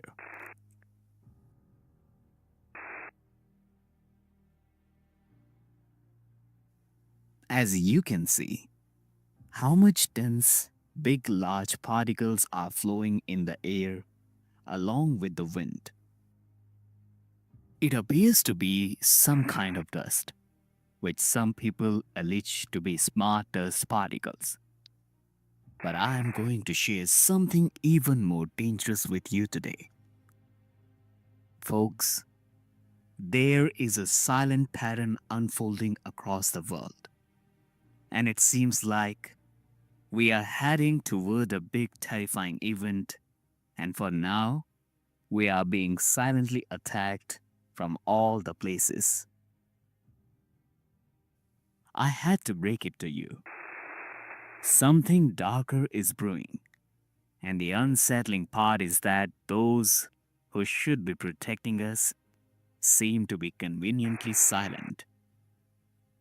Folks, wake up. This is not the time to dismiss these signs or chalk them up to conspiracy theories. If anything, we are walking headfirst into a global setup that's more than just a health emergency. Now think about this. Why is no one addressing the truth? Why do these so-called experts keep telling us that everything is fine, while subtle warnings are everywhere? The United States, Canada, UK, and now some parts of Europe. These nations are no strangers to smoke and pollution. But this is different. The air feels heavier. It feels like a chemical flowing into the air, doesn't it? Breathing is not as easy as it should be. Breathing isn't as easy as it used to be. And it's not just because of industrial emission or the wood burning. Folks, this is something far bigger. The video you saw earlier showing those dense particles swirling through the air isn't just unsettling, they are prophetic too. Some people are calling it smart dust, an alleged technology made up of microscopic, self-organizing particles that can monitor and manipulate environments. But listen to me carefully. Whether it is smart dust or something even more sinister, this is not just science fiction anymore. The signs point to a coordinated effort to unleash something that could change life as we know it. Folks, have you noticed the sudden uptick in respiratory illnesses? People are falling sick, not just in one place, but in clusters across nations. Strange fevers, unexplained fatigue, and a mysterious sense of unease that no doctor seems able to diagnose. It's as if the air itself is turning against us. While officials scramble to downplay the severity, their partial silence only confirms one thing. They know something that we don't. Now let me remind you of something more powerful. God is not mocked. When man plays with creation, when man manipulates the natural order to serve hidden agendas, God will not remain silent. This dense fog, these airborne particles, they are signs, warnings. Scripture tells us in Matthew 24 verse 7 that in the last days there will be famines, earthquakes, and pestilences. Did you heard it, friend? Pestilences. This is not just a health crisis, it is a spiritual one.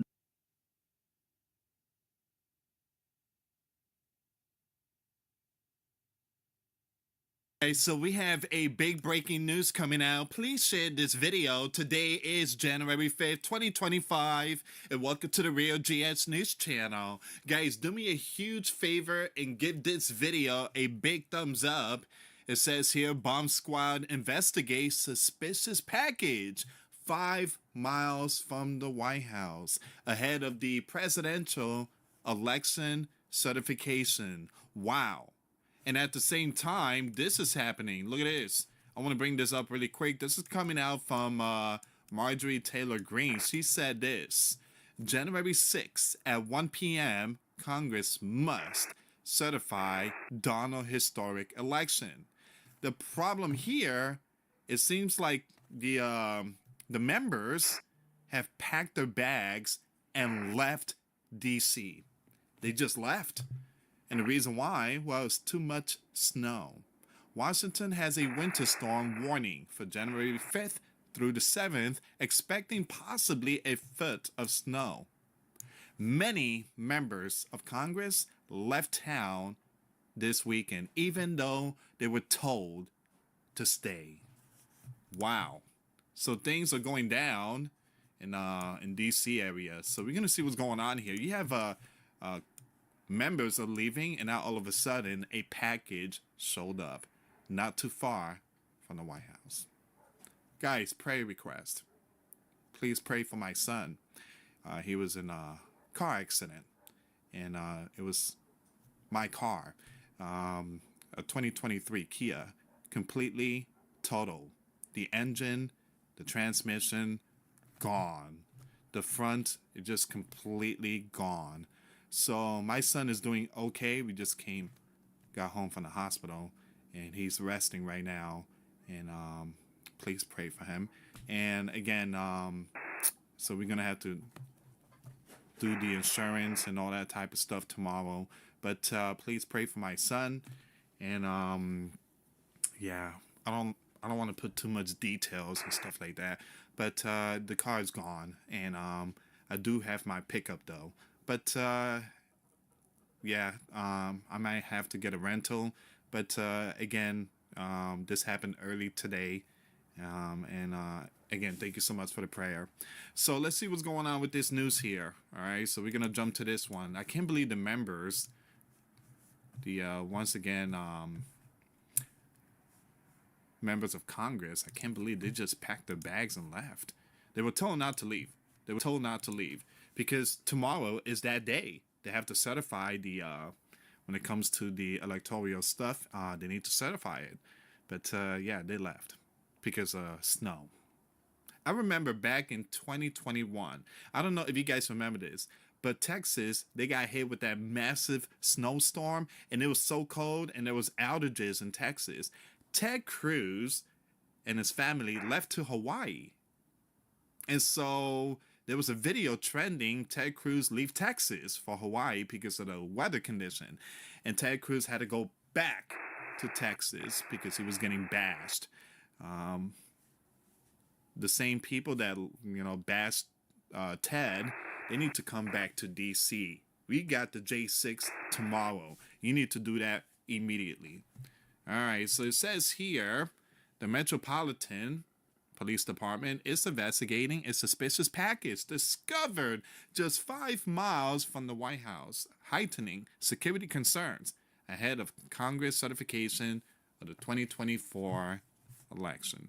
Authorities confirmed that the package was found in the 5,000 block of Hayes Street Northeast on Sunday afternoon, according to the Daily Mail. Members of the EOD unit were dispatched to the scene at 2:15 p.m. to assess the item. Once again, you have the law enforcement immediately condoned off the area, closing the road to ensure public safety while the bomb squad crews conducted their investigation. The investigation has concluded and revealed that the package was fireworks. Wow. There are currently traffic closures in place, but will be lifted shortly.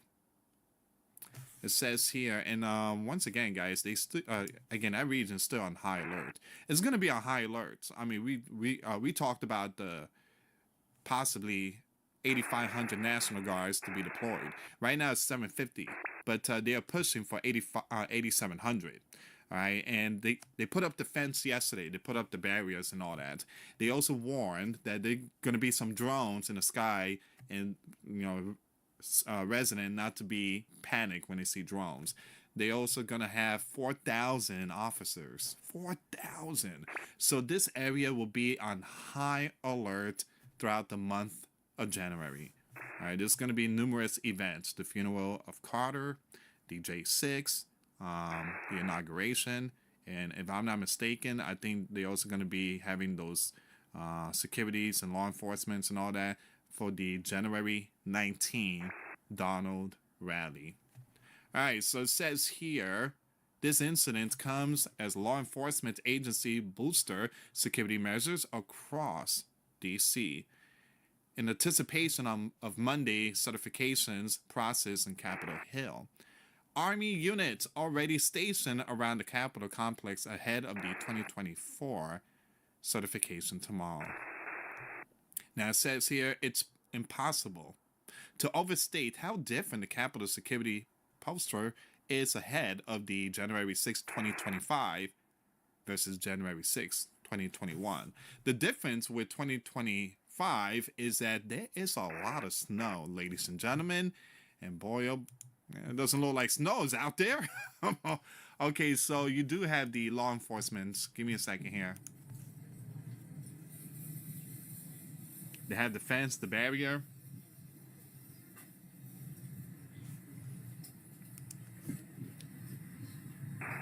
Man, look at all them cameras. Jeez. They are not playing. What is that white stuff, though? Anybody know what's this thing here? I mean, those are cameras. You got more cameras. But what is that? That's no Transformers. But, wow. They're not messing around. They are not messing around.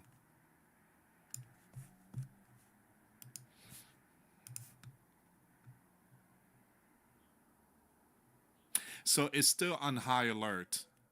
The region is still on high alert. I want to bring this up really quick here, guys. We need to talk about this. I mean, they just packed their stuff and left. I mean, you guys have a duty. It's your constitutional thing to, get the certification. There are reports that a major snowstorm in D.C. could derail tomorrow's 2024 election certification as most lawmakers left town, despite warnings to stay. They were told not to leave. They were told not to leave. You know what they say? Bye, I'm out of here. Why? Because of snow, the storm. Must be really nice to have all that luxury stuff and just go from a cold area to nice Bahama weather. Unbelievable. Meanwhile, we wake up in the morning, we call our job, hey, is the company still open? Yeah, you better come. You better come in. You better punch in on time. If not, you're fired. It's sad that, they get away with a lot of stuff, and we can't even call out on a blizzard.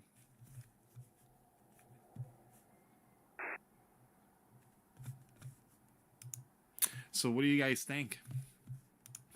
A lot of people's not pleased. A lot of people are not pleased.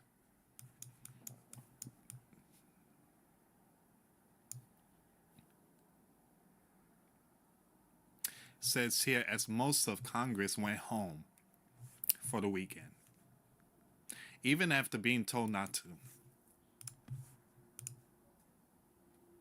And guys, just a little quick updates here. Power outages is hitting in Kansas. Missouri is like the big one. All right, and you have flights canceled and as winter storm rolls into Kansas. We also have this one here. Severe winter storm puts much of U.S. on high alert. 70 million Americans on high alert. 70 are being impacted right now. 70 million are being impacted. That's a big number. All right. So again, Missouri is like the big one when it comes to power outage. Now, this map is from early today. All right. I want to bring this one up. This map is from early today. All right. So Texas, Missouri, and Kansas. Right. That's the number right there. Right here. Missouri, Texas, Kansas. I want to refresh the page. Look at this map, okay? Look at this map. I'm going to refresh it. All right, so you have 4 states now because of the storm. Wow, Kentucky just took over. 41,000 outage. Missouri, 31,000. Illinois, 25,000. Texas, 12,000. Louisiana, 9,000. Wow, 4 states just got hit when it comes to the outage. All right, so like I said, I would keep it updated with all this story here, guys. And I was making a video. I was making a video of this one here, and I was like on my 25-minute, and I was almost done with the video.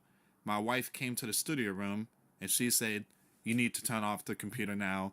Our son was in a car accident." I just dropped everything and ran to my pickup. We drove to that scene, and there were cops there, and I see my son. He was just sitting on the grass. He was in shock, and yeah, it's something that us parents, we don't want to hear. I mean, I was in fear. I don't know what was going on, and my son is doing great. Thank God. All right, so again, I'm not going to read the whole thing. I'm just going to read this one part here. I'm not going to read the entire article. More than 70 million Americans are under winter weather alerts as a huge winter storm is forecast to bring the heaviest snowfall and coldest temperature in over a decade. 30 states are under weather alerts in an area spanning 1,500 miles, from Kansas to the East Coast and National Weather Service. A state of emergency has been declared in Kentucky, Virginia, Kansas, Arkansas, and Missouri. Parts of the U.S. unaccustomed to severe cold, including Mississippi, Texas, and Florida, have been warned to expect treacherous conditions. Forecasters say the extreme weather is being caused by the polar vortex, an area of cold air that circulates around the Arctic. And once again, that's where we are right now, guys. So they are really, really sounding the alarm. I do have more articles, but I'm not going to read it.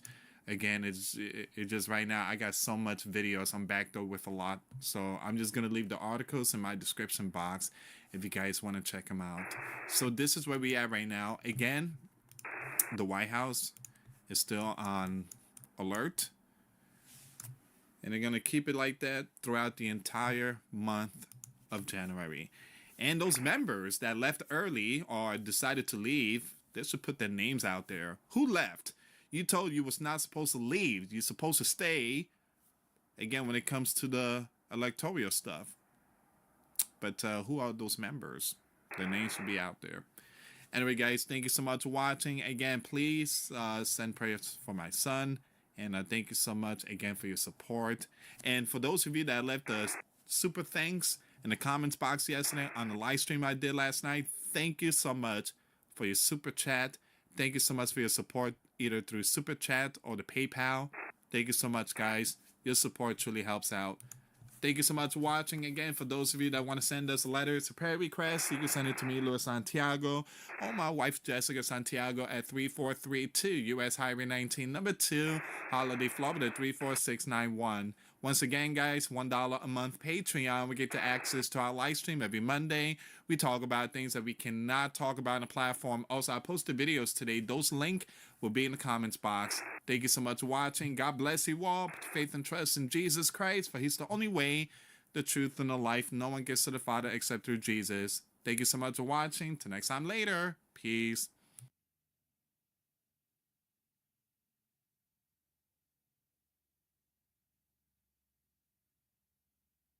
This news is funded by viewers like you. Please support our work at democracynow.org/give. Welcome to Democracy Now!, democracynow.org, the War and Peace Report. I'm Amy Goodman. We begin today's show looking at a new film that examines the increasing use of spyware targeting journalists, human rights advocates, and dissident voices around the world. The HBO original documentary Surveilled follows the Pulitzer Prize-winning journalist Ronan Farrow as he uncovers how Pegasus and other surveillance programs are threatening democracy across the globe. This is the film's trailer. Why should people around the world care about the hacking that you're documenting here? These cases affect 450 million people. It's a violation of their rights. What we ended up finding was actually the tip of the iceberg. Spyware is this powerful surveillance tool. Big spyware companies say they sell this tech only to governments, but this multi-billion-dollar industry is mostly unregulated. The most advanced spyware can turn your smartphone into a spy in your pocket. It can copy everything and record you without you ever knowing, and then just disappear without a trace. This company, NSO Group, makes Pegasus, advanced spyware reportedly deployed in at least 45 countries. With allegations it's being used to target journalists, human rights activists, and political dissidents. What's the most objectionable thing that you saw in your time at the company? One of the moral problems that I had was the journalist murder. Should people be concerned? Definitely, yes. Does NSO know that some of its customers are abusing this technology? This tool could fall into the hands of the Iranians, the North Koreans, the Chinese. We need our experts to know what is out there. They targeted my family. My mom, she worked at the hospitals, so they had access to hundreds of data of patients all around the world.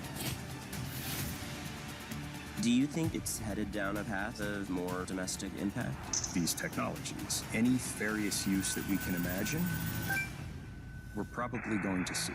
The trailer to the new HBO original film Surveilled, now streaming on Max. The film was directed by Perry Peltz and Matthew O'Neill.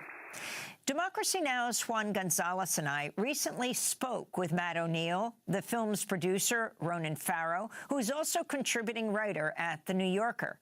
I began by reading to Ronan from a recent article in The Guardian that notes, quote, in 2017, while reporting a story on Harvey Weinstein that would, along with a New York Times report, kick off the Me Too movement, the investigative journalist Ronan Farrow found himself the target of covert surveillance. The efforts to suppress investigations into Weinstein's history of sexual abuse, for which the Hollywood mogul paid the Israeli private intelligence firm Black Cube, were mostly old school, unquote. I asked Ronan Farrow to lay out what happened to him. Well, I got a firsthand view of the toolkit that powerful institutions and individuals can deploy when they're trying to suppress reporting.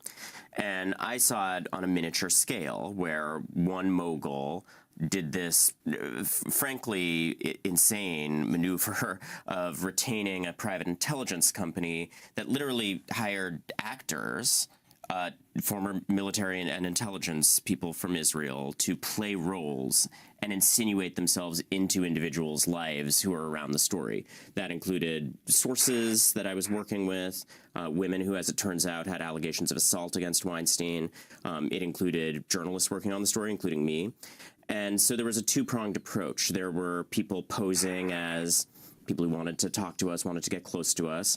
And then there were also subcontractors who were hired to just do the traditional gumshoe work of staking people like me out. I had two guys outside of my apartment, and eventually I was able to get the contracts and all the signatures of the lawyers and prove that this operation was happening. and get sources inside this company, Black Cube, to describe what they were doing. And actually one of the subcontractors that was following me around all the time, sometimes using some high-tech approaches too, pinging my phone, getting my geolocation data so they could follow me to meetings. One of them became a source in the end. So I wrote a book about this, Catch and Kill, and there's a documentary series on that if people are interested in more. But I did, through that experience, through this relatively low-tech approach to surveillance, get a little picture of how personally devastating it can be to have your private interactions monitored in that way. In this case, there were real stakes because I was talking to whistleblowers around this story who were risking everything and couldn't be uncovered if I wanted the story to go forward. And I also saw how unsafe it makes you feel. Surveillance of journalists, and this goes for surveillance of dissidents, it goes for surveillance of political opposition members that we see in the film and in the world now so often, is not just information gathering. Surveillance of this type is intimidation, and it shrinks the space for all kinds of expression in democracies. Yeah, Ronan, from that relatively low-tech type of surveillance to what we're confronting today and in recent years, how did then you decide to cover this aspect of the high-tech surveillance? Well, through that reporting, I developed sources in the Israeli private intelligence world. And I spent some time in Tel Aviv. I spent some years getting close to people in this industry, in this world. And I clocked through my own experiences just how pivotal a challenge this is. For anyone who cares about maintaining people's basic rights and maintaining the free flow of information in democracies in order to protect those rights, surveillance, I realized, was a linchpin. It wasn't some sidebar issue. It was one of the tools that people use to try to suppress democracy, to suppress the free flow of information. It is part of the authoritarian playbook that we see historically again and again, that police states emerge where there are oversteps into privacy violations. And I realized as I was looking at this issue and experiencing these dynamics as a journalist myself, that the bleeding edge of this kind of surveillance and the thing that was transforming it and making it more available and more intrusive and scarier was this modern spyware that can take control of phones at a time when we're more and more enmeshed with our phones. And I realized that this was one of the foremost challenges confronting journalists around the world, and also one of the challenges that anyone, even if you don't think of yourself as being in a vulnerable category, you're not an activist, you're not a dissident, should care about and should understand, because phones are increasingly not private spaces. I dealt with, in addition to being followed around, dynamics where personal information was leaked around stories. I worked on stories about Trump's collaboration with the National Enquirer that ultimately helped catalyze that indictment around Trump and hush payments. And during that reporting, I also had, intimate texts leaked. There were all sorts of efforts to use private information as a lever. So I was just seeing how again and again, if you want to expose the truth, if you want to be a voice of opposition to power, you're inevitably dealing with this kind of surveillance. And I was seeing how the highest tech version of it was the scariest, was the most secretive, was the most poorly understood. So tell us about Pegasus, and this amazing film, Surveilled, takes us to Israel, takes us to your investigation of the company and who the company is selling to. So the biggest players in the spyware market, which is now a multi-billion-dollar industry, and it mostly is comprised of companies that want to stay secretive. So there's not a lot of reporting on this. There's not a ton of public-facing websites. Companies that do have a kind of public-facing presence, they don't actually talk about what they do or who their clients are. This is one reason why the reporting was necessary. Now, in this multi-billion-dollar industry, the big players claim, in a bid for legitimacy, that they only sell to government offices, mostly government intelligence agencies, government defense offices. But the technology that's privately available for purchase by those offices is now cheaper, more efficient, more intrusive. So what you're seeing is two categories of change. You're seeing governments that previously didn't have the size and the resources to have a CIA-style high-tech surveillance operation just buy a kind of CIA in a box. We talk in the film to officials in small Western democracies who love this technology. And by the way, I should point out, small Western democracies where the populations of those countries don't yet know that this technology is being used against them. And, we hear from those officials how they think it's great that they can ostensibly, in some of these cases with warrants, but much more freely and cheaply just hack into people's phones as needed in law enforcement operations. There are legitimate arguments for the use of this technology, like with any surveillance technology. And theoretically, in those Western democracies where there's a process to get a warrant, this is something that shouldn't have to be scary. But what we see over and over again is that it just gets abused. I would argue inevitably. Surveillance technology has historically always been abused. Now the technology is more advanced and more frightening than ever and more available than ever. So abuse is more possible and more ready than ever. What we've seen in the last few years is not only that repressive regimes with a poor human rights record are using this technology against journalists and against dissidents, against political opposition members, and sometimes, by the way, with dangerous and even deadly results. There have been studies that have linked hundreds of cases of violence to spyware technology. A lot of the players involved, including NSO Group, deny this, but NSO Group's flagship technology, Pegasus, was allegedly found on the phone of at least one associate close to Jamal Khashoggi in the time frame when he was murdered by the Saudi regime. We see this over and over again. Javier Valdez in Mexico, a great reporter who was working on cartel stories, was killed. People around him had Pegasus on their phones. So that's the pattern under repressive regimes. But we're seeing not only that, but also one Western democracy with an ostensible commitment to human rights after another see scandals in which this technology is purchased and then overused. We've seen it in Greece. We've seen it in Poland, where just this week, a former spy chief in that country was actually arrested as part of inquiries into a massive spyware dragnet that happened under the previous administration there.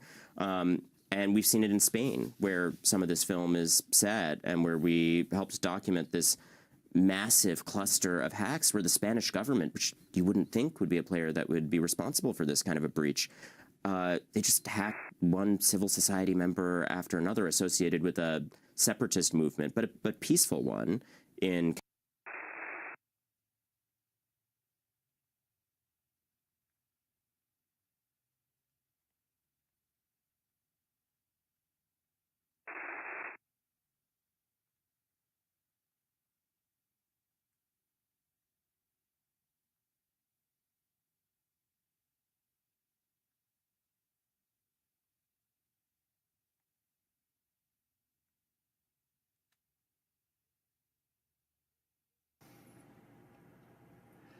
Hello, everybody. I'm Paul Beckwith, and we've made it to 2025. If you're watching this video, you've made it. You're there. You can congratulate yourself. A lot of things going on around the world, and it's keeping everybody on our toes with all these geopolitical events happening. Not to mention ever worsening climate change. So a number of different people have asked me about this so-called mysterious dense fog that's been engulfing communities in the US, Canada, and the UK, raising various health concerns. One report said that the smell seemed like it was from rotting corpses or other macabre things like that. So what is going on? I mean, some of the media have been saying crazy things. Is it UFOs? Is it related to all the drones? Is it chemical warfare? Is it just like what's causing this really, really high pollution level next to the ground, and how unsafe is it, et cetera, et cetera. So it's got a very simple explanation, actually, which is basically powerful temperature inversion, a meteorological phenomena, which I'll explain. But first, let's look at some of the articles that have been appearing on this. So this is the Economic Times. You know, it's not some trashy tabloid. You know, the Economic Times, the headline is Mysterious Dense Fog Engulfs Communities in the US, Canada, and the UK, Raising Health Concerns. So it was just updated online just yesterday. So there's this mysterious dense fog with a chemical-like odor causing various health issues across parts of the US, Canada, and the United Kingdom. There's been speculation, including theories of chemical weapons or links to drones, but no official explanations have been provided yet, according to this article. Okay, so there's this mysterious dense fog. There's burning chemical-like smells. Videos posted online showing the fog completely enveloping several communities, sparking comparisons to similar events last year when there was thick fog affecting about 70 million people in the U.S. and Mexico. Look at all the states that it's been impacting. Texas, Wisconsin, Iowa, Florida, Minnesota, Virginia, Maryland, West Virginia, Nebraska, Kansas, North Dakota, and Oklahoma. Some states have issued fog alerts. It's also in many Canadian cities, and also, as I mentioned, in the UK. So here's a Florida resident said she fell ill after spending just 10 minutes at a gas station. Within about an hour, kept sneezing over and over for 3 hours, eyes really puffy. Felt feverish, warm, and with stomach cramps. So there's many speculation and many theories on the fog, and there's really only one explanation, which I'll get to. But let's look at the speculation and theories. So some people believe it's a type of chemical weapon. Others have linked it to the unexplained drone sightings that occurred in December, but no official statements have been made yet. So breaking news, here we go. People across the world are claiming there's a poisonous fog.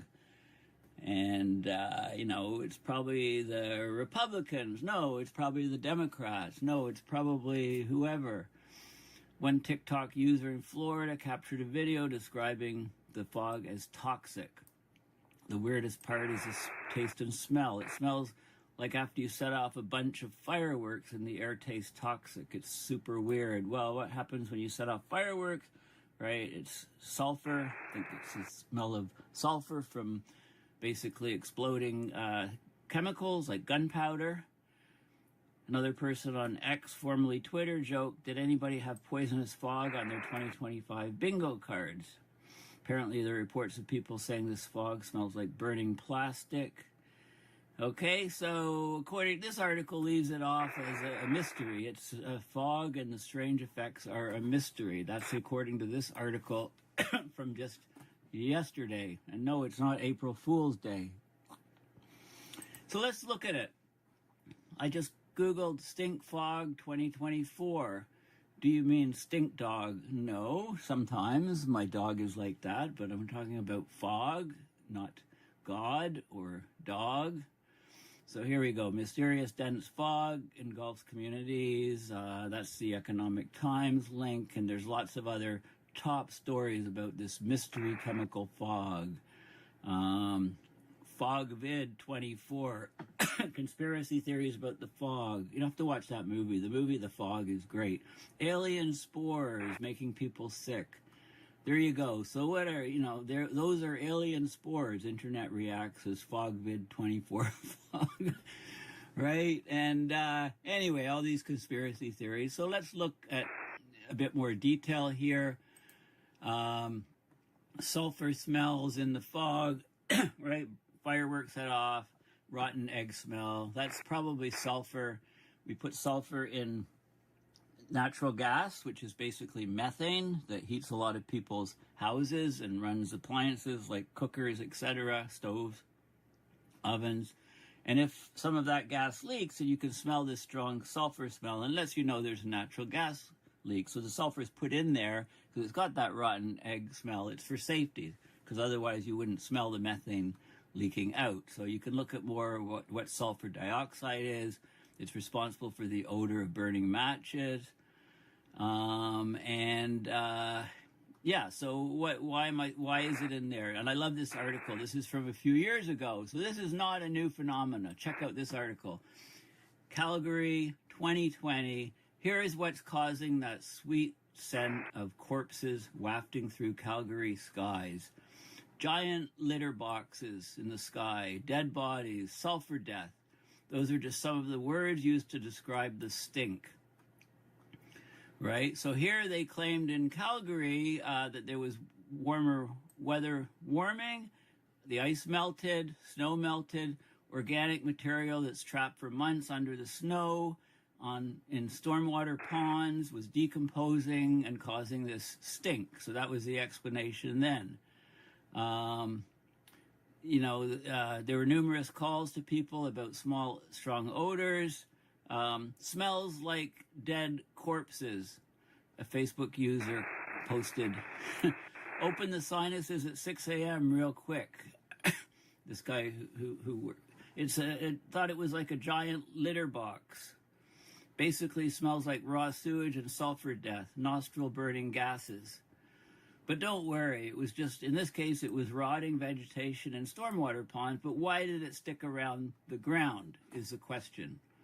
Okay, well, let's investigate this further. I love this, the smell of rotting corpses. Maybe that's going to be the title of this video, which I haven't decided yet. So let's look at this. There's something called pea soup fog is an analogy. Pea soup fog, it's also known as pea super, black fog, or killer fog. It's a very thick, yellowish, greenish, or blackish fog caused by air pollution that contains soot particles and the poisonous gas sulfur dioxide.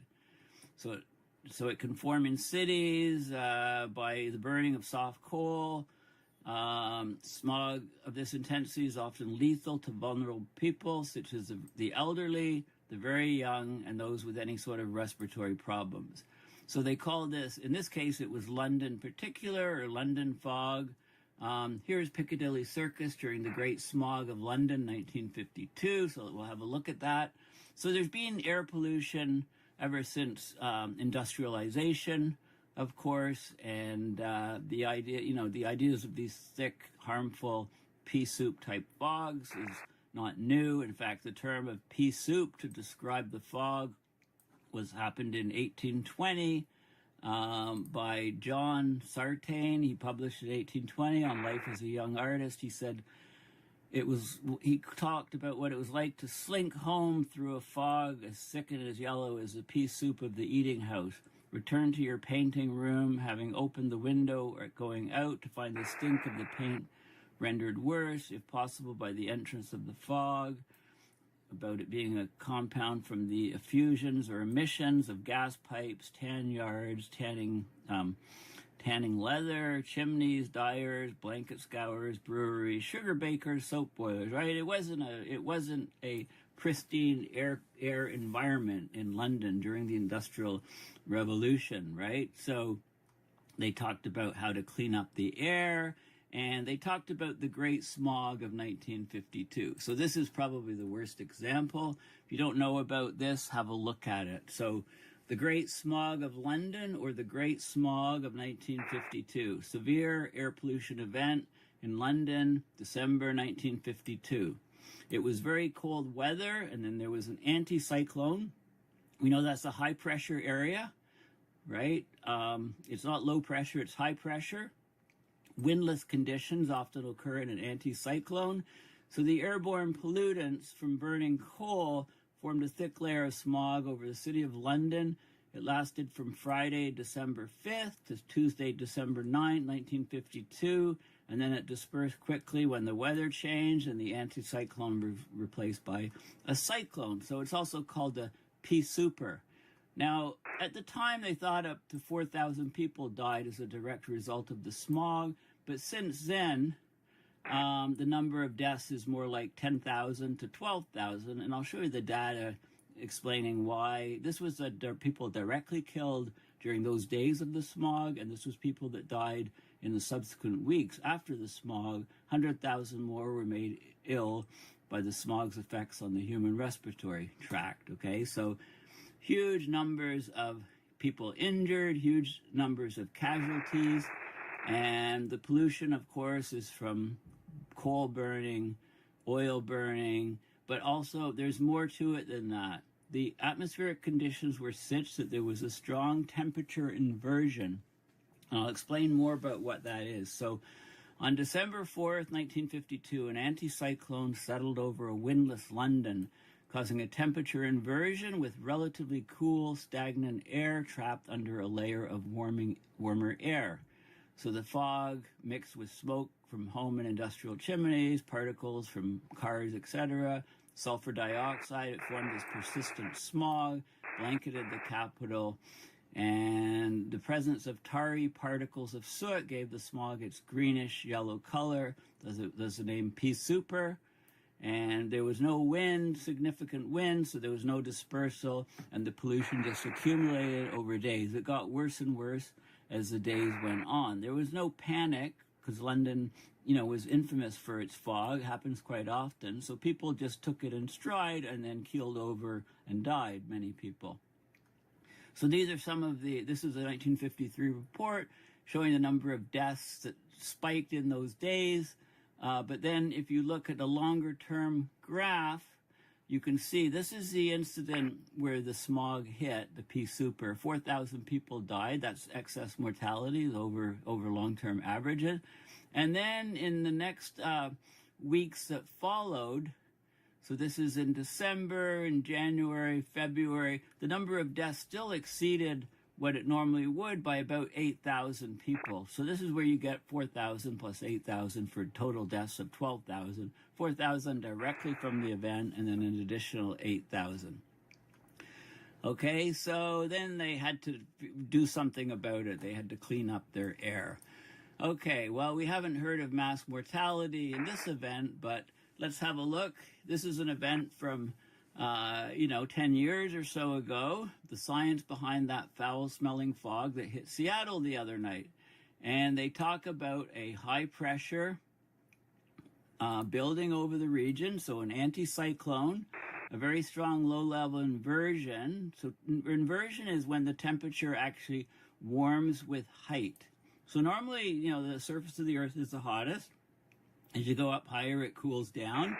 If it suddenly cools down, suddenly reverses direction and heats up again, it can create an inversion. So in this case, there was a shallow, cool layer, 100 to 200 meters thick, that contained the fog, and it was a very stable layer of air, acted like a lid, so it kept pollutants and smells concentrated at low levels. And people breathed it in and said, hey, this is a huge problem. So this is a smog event in Seattle. So this is nothing new. Now let's have a look at the physics. So if you just Google temperature with altitude, you can get all of these different plots. So this is a typical plot here. Let me find one.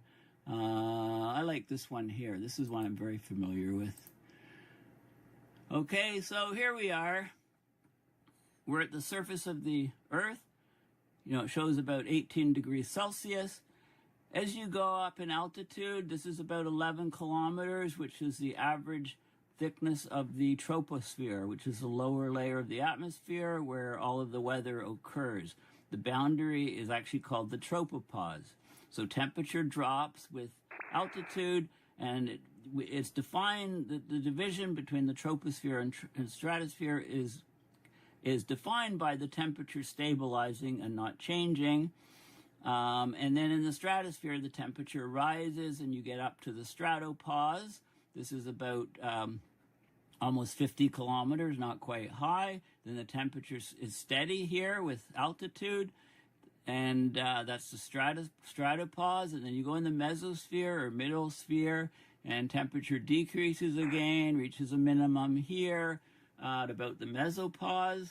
okay, where you then go into the thermosphere and you go up into space where it increases. So this minimum temperature happens about 90 kilometers high, and you can follow the curve down to about 80 to 90 degrees Celsius, minus 80 to minus 90. This is a normal state of events, but this is what we're talking about, this drop of temperature. Now look what happens when you get a temperature inversion. Okay, so you get a temperature inversion. Instead of normal being warm, cooler, cooler air, you have cooler air at the surface, and then you have warmer air up here. And so the cold air, this doesn't rise, right? So it's like a barrier or a lid. And all of the crud can get trapped into this lower area in this inversion.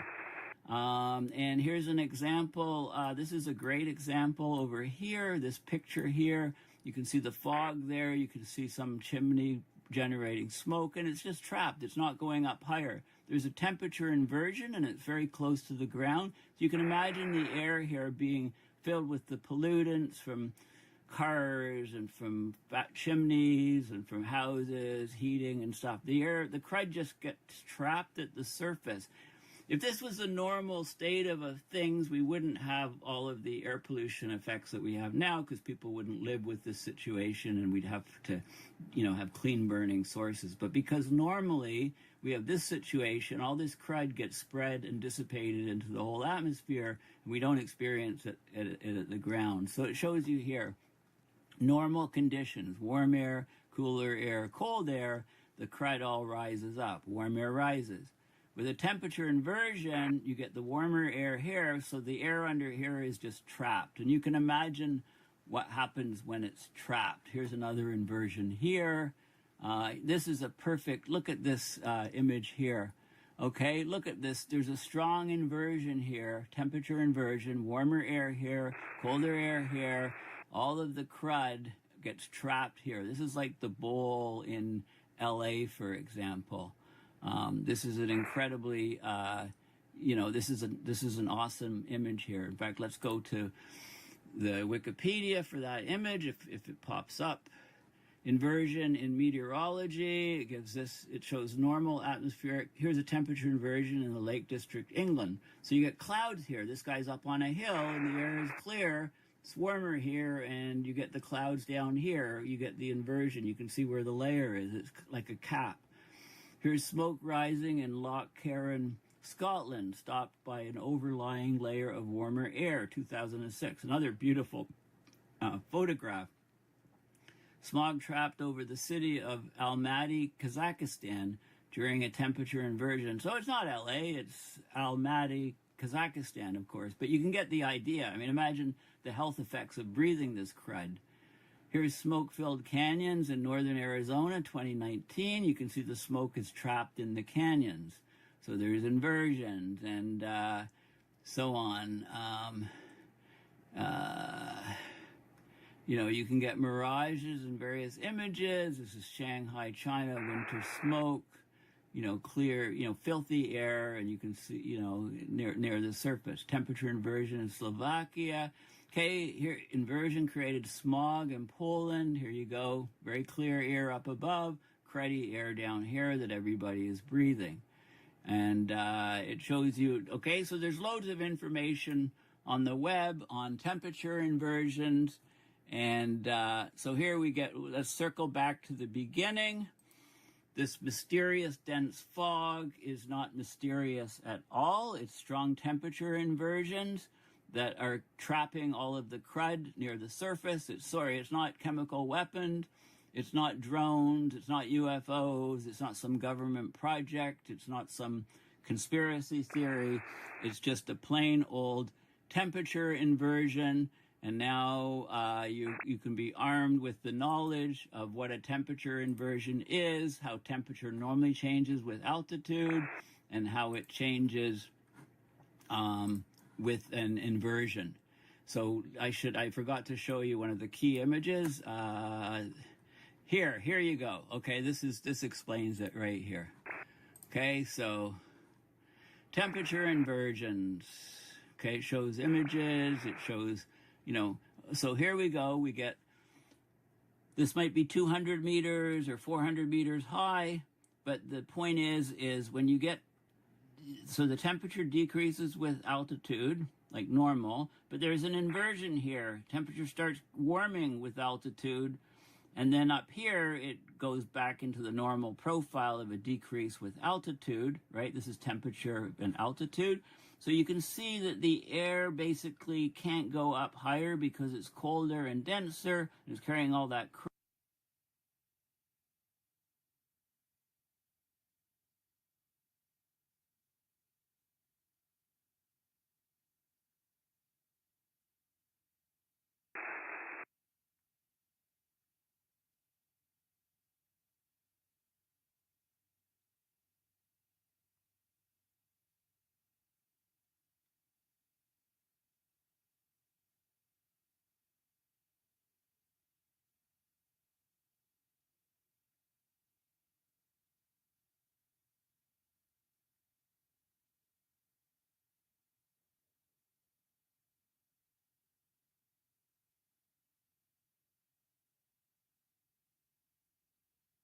Let's get right into the news. That's right. A little throwback there, but if you guys have been following and paying attention, the UFO drones thing hasn't just been a localized phenomenon to the New Jersey tri-state area. No, my friends.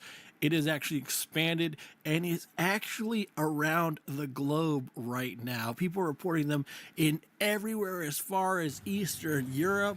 We don't have the China data in yet. Someone, please, in the comment section, get on that for me. Please help me with that.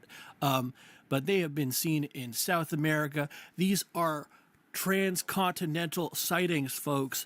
The sightings have only increased since New Year's Eve, and it is getting crazier and wilder out there. And we're going to show you some of the newest clips that have just emerged over the past few days. So hold on to your pants, because this is getting a little frightening. Depending on where you stand with the Greys and Reptilians, we should be okay. All right, boys, we're going home. Here we go. Possible orb sighting in Mato Grosso, Brazil. And this was on New Year's Day. Watch this as this orb transcends the skies high above the apartment complex. And what we're seeing here looks like regular orb action, but it looks like it might be one of the drones from New Jersey. I don't want to place it as that, but it's over here in Brazil flying above this person's house. And what is it doing? Look, watch this. Watch the orb carefully. It seemingly blinks in and out of existence. I've never seen a helicopter do this. I've never seen a plane do this. I don't know what is going on here. But if you guys have any ideas what we just saw in Brazil, what this person has filmed on New Year's Day, I would like to know. This is clearly following what conventional orb theories are with energy plasmatics, or if you are going with the biblical interpretation of angels, I've seen that in the comment section below. It's expressed as well as a possibility.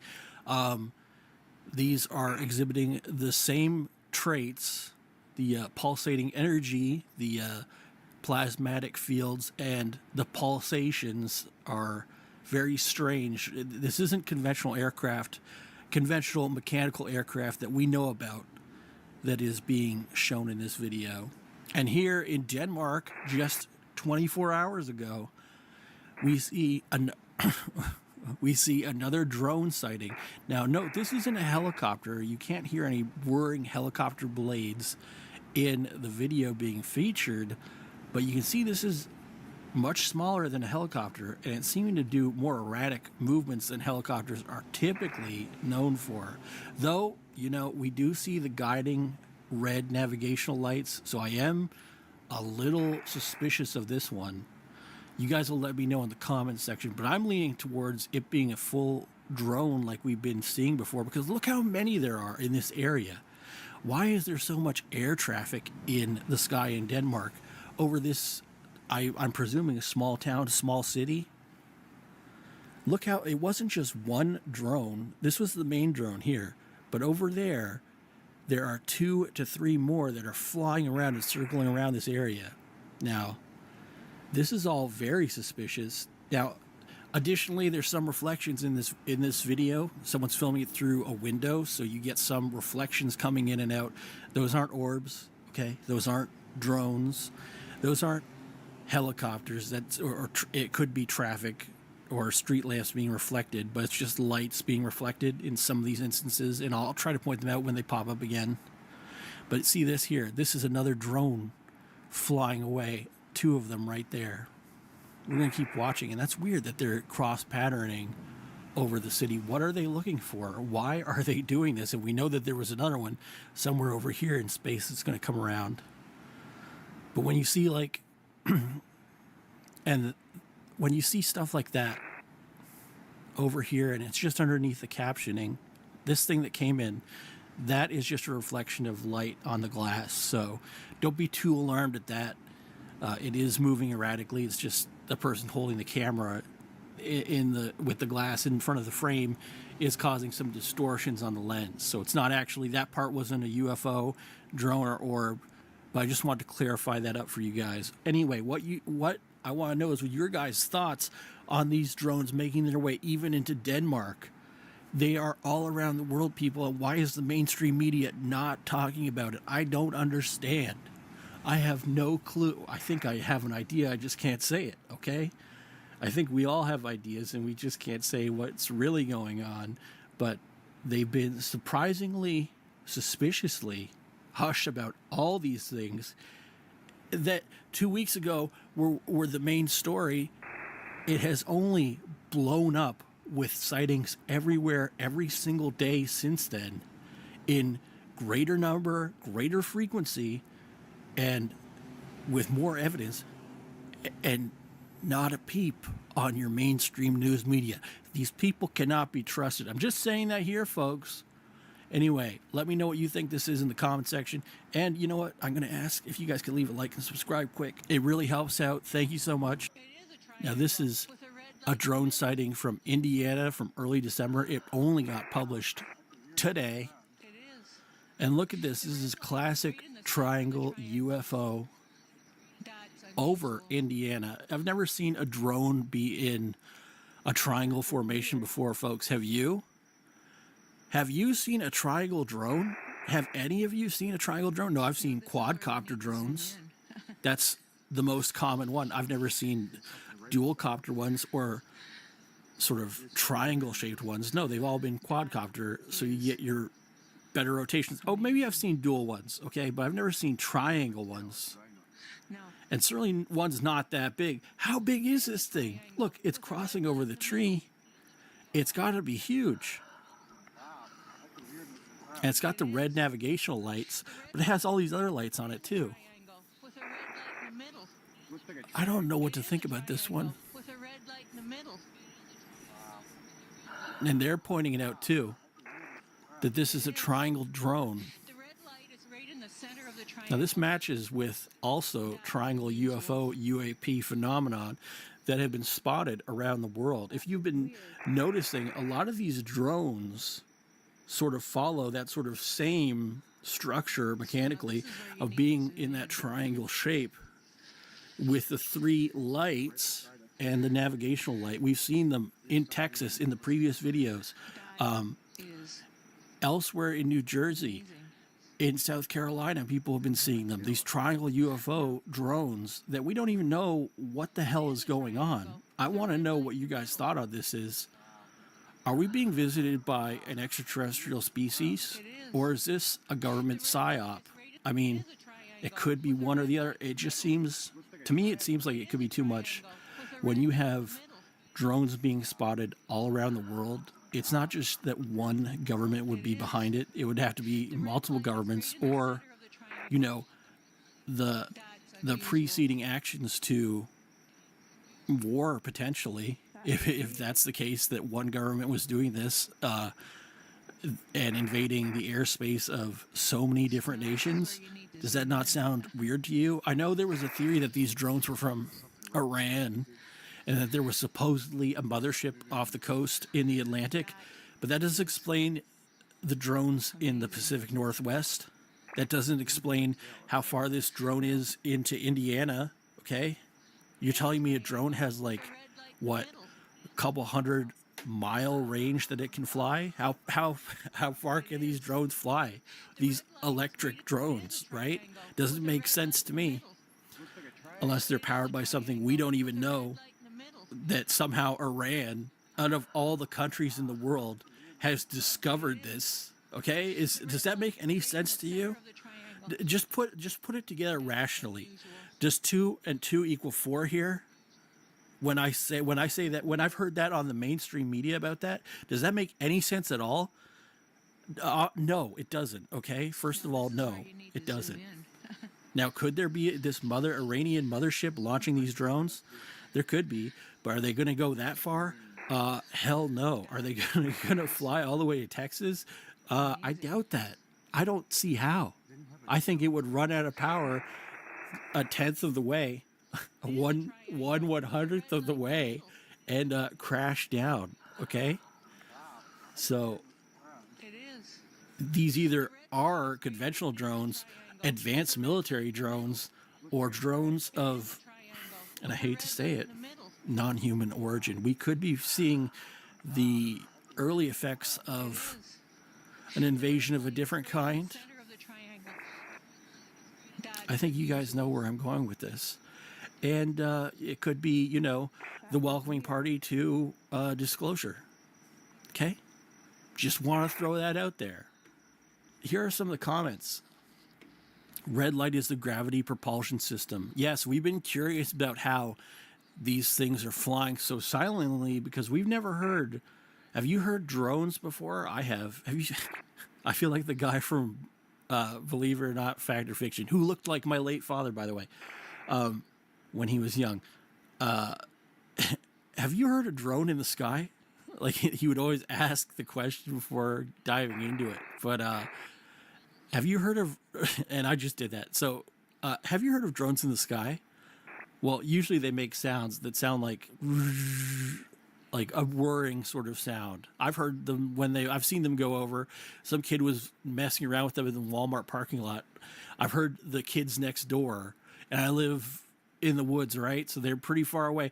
They flew one right over the house, and I'm like, oh God, get the gun, just take it out. No. But look, this drone isn't making a sound, people. You can't hear this drone audibly, and it's super high up. This isn't a plane, okay? It's not a plane that you would still hear the engine whirring. It's not a helicopter. Again, you'd hear the helicopter sound of the engine. These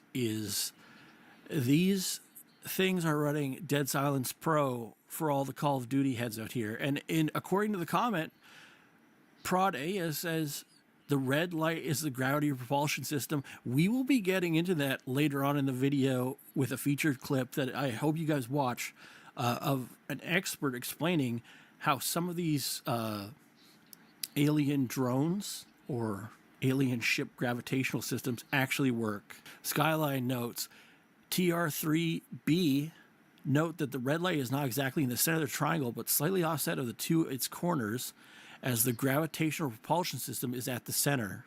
Well, that makes sense. And again, Toto with the Welcome Brothers Sisters light. Are we being visited by intelligence of non-human means? It is a triangle with a red light in the middle. And here is another sighting in Brooklyn, New York, just today, okay, January 3rd. Look, we see 2 drones flying over the city in very suspicious patterns. And we also see some artifacting up ahead. These could be energy pulses from an orb, or I'm not quite sure, because it could be traffic reflections in the lens. But look at this. You have another one up here, and then suspicious glowing lights in the middle of the sky that I can't really seem to explain. It could be that these are reflections of traffic down below, okay? But possibly not. Maybe it is. Hold on. Let's see if we see any movement here.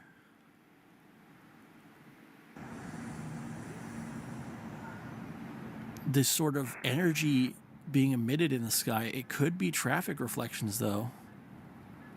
Normally, I would chalk that up as that, but it's very hard to tell if these sort of glimmering reflections are just traffic or lights being reflected into glass.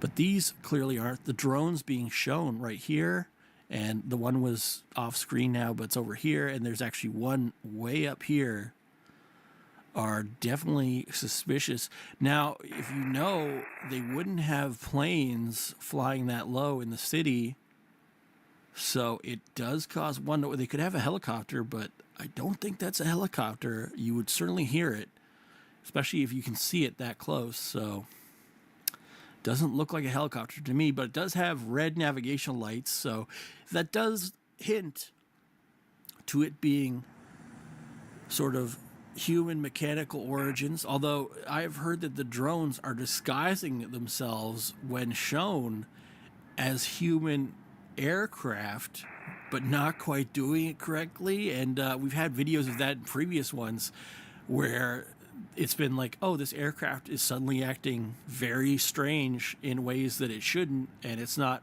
quite the right aircraft. I think one of the drone videos even had the aircraft going the wrong way, allegedly projected the image the wrong way, so it looked like a plane going backwards. Now, I've only heard of this one. The video got scrubbed off the internet, unfortunately, so that's one theory. Let me know in the comments what you guys are thinking. Are these just drones here that we're seeing? Are these the infamous drones from the tri-state area? Remember, the no-fly order, people, is still in effect. It's still in effect for like another few days, so these objects shouldn't be in the sky technically right now. It's a federal no-flight advisory for this whole area, so there shouldn't really be anything up there. And I mean, it could be the police. I don't think it is. I quite frankly don't think that it is. It would have to be something major to warrant that, so you would hear about it on the news if it was. But I'm chalking these up as drones, people. And where do you think these drones are? What do you think their intentions are of showing up? Are we finally getting closer to disclosure? Is it being government orchestrated, or is this the aliens saying, hey, it's time to let the people know? The tipping point is now. I want to know your comments in the comment section, and we'll feature some in the next video. But you remember this from the other day on New Year's Eve. Again, the spoon UFO has once again reemerged over Sao Paulo, Brazil. We were in a different part of Brazil. We were near Rio in the previous one. This is once again that spoon UFO that we saw before. This is so weird to see. I saw it in a previous video. This is a totally different location, and there it is going behind the apartment.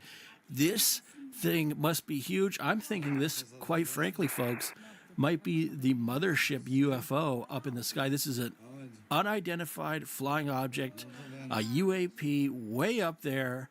This, I can't even tell how high it is, folks. It could be as high as a plane or higher.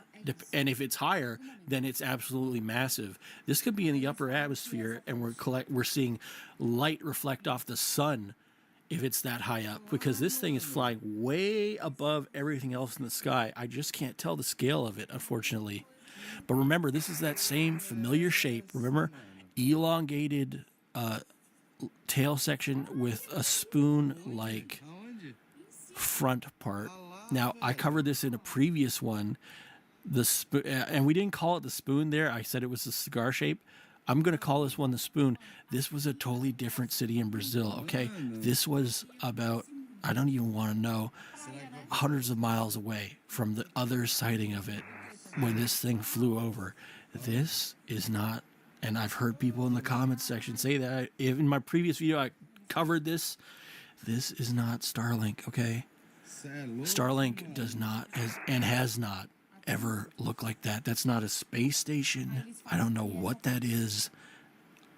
It's from non-human intelligence is what I'm guessing. And when someone said that's a satellite, what the hell satellite looks like that? You want to answer me? The spoon-shaped satellite that's super massive in the sky? It looks like a comet. And I think in the previous one I commented that it could be a comet. However, I mean, you don't see the particle emissions of it having something burning, a burn emission trail from it. So I'm going to say it's not a comet. That looks like a solid object flying through the sky and going behind that apartment building. And if I had to guess how high it was, we're starting at 30 to 40,000 feet.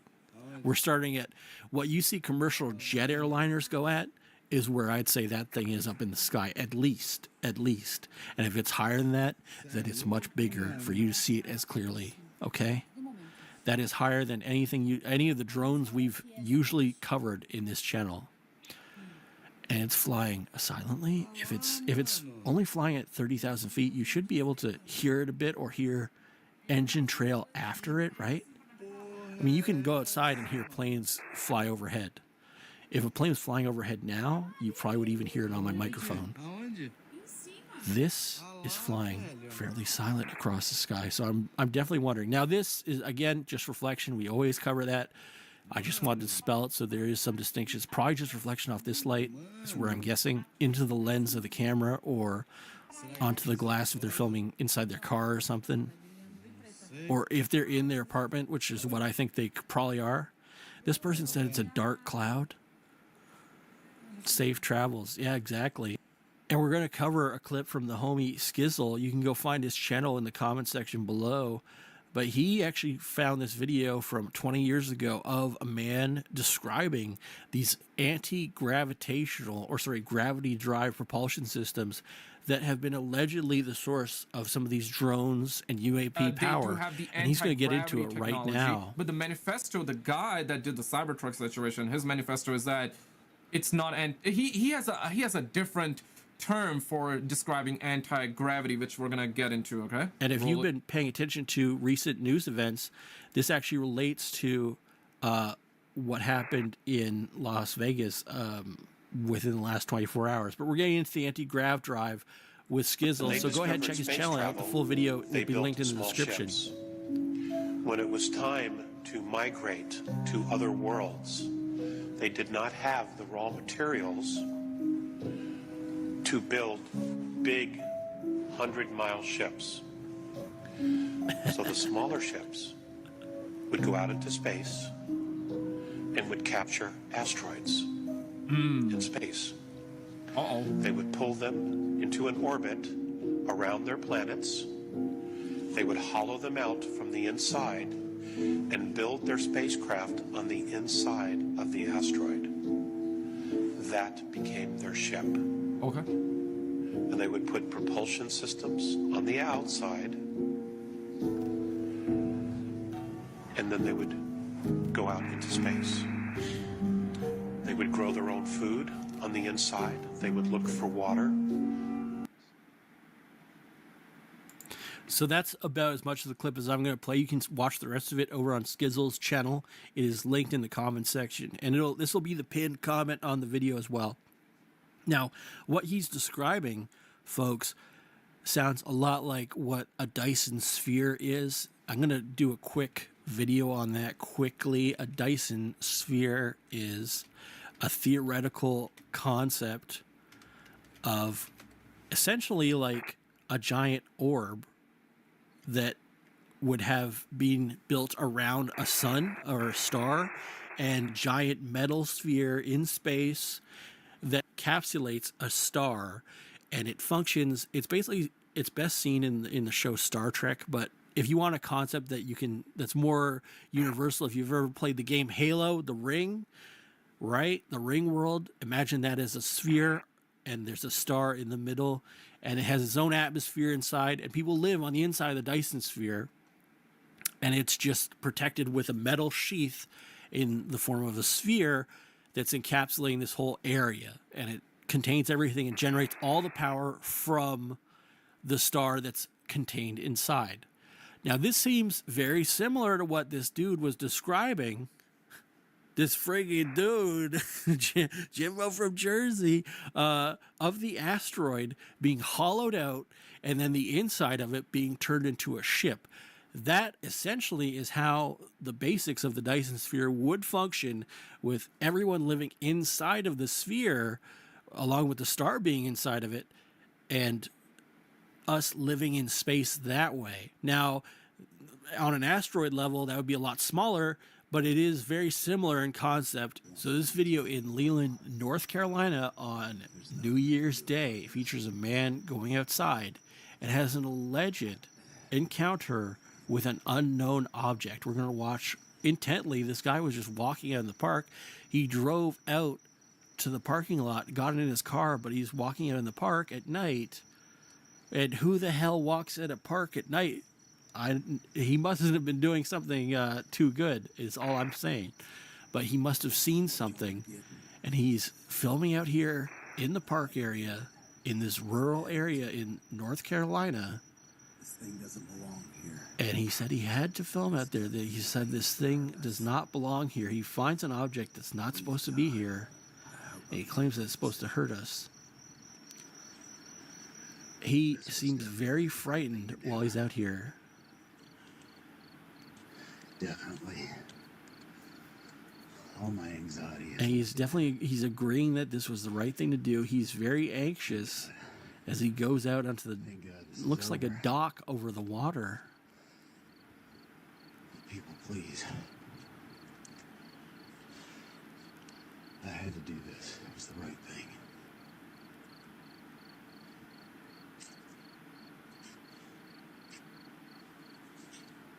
And he's filming what appears to be an unknown object. I can't even describe what it is. Out on the lake. This is where he wanted to go. This is where. And what the hell is that? I don't even know what. Could that be a possible UAP sighting, or actually USO, unknown submerged object? This thing's glowing like it's in Las Vegas and it just hit the jackpot. What did this guy find, and why is this thing?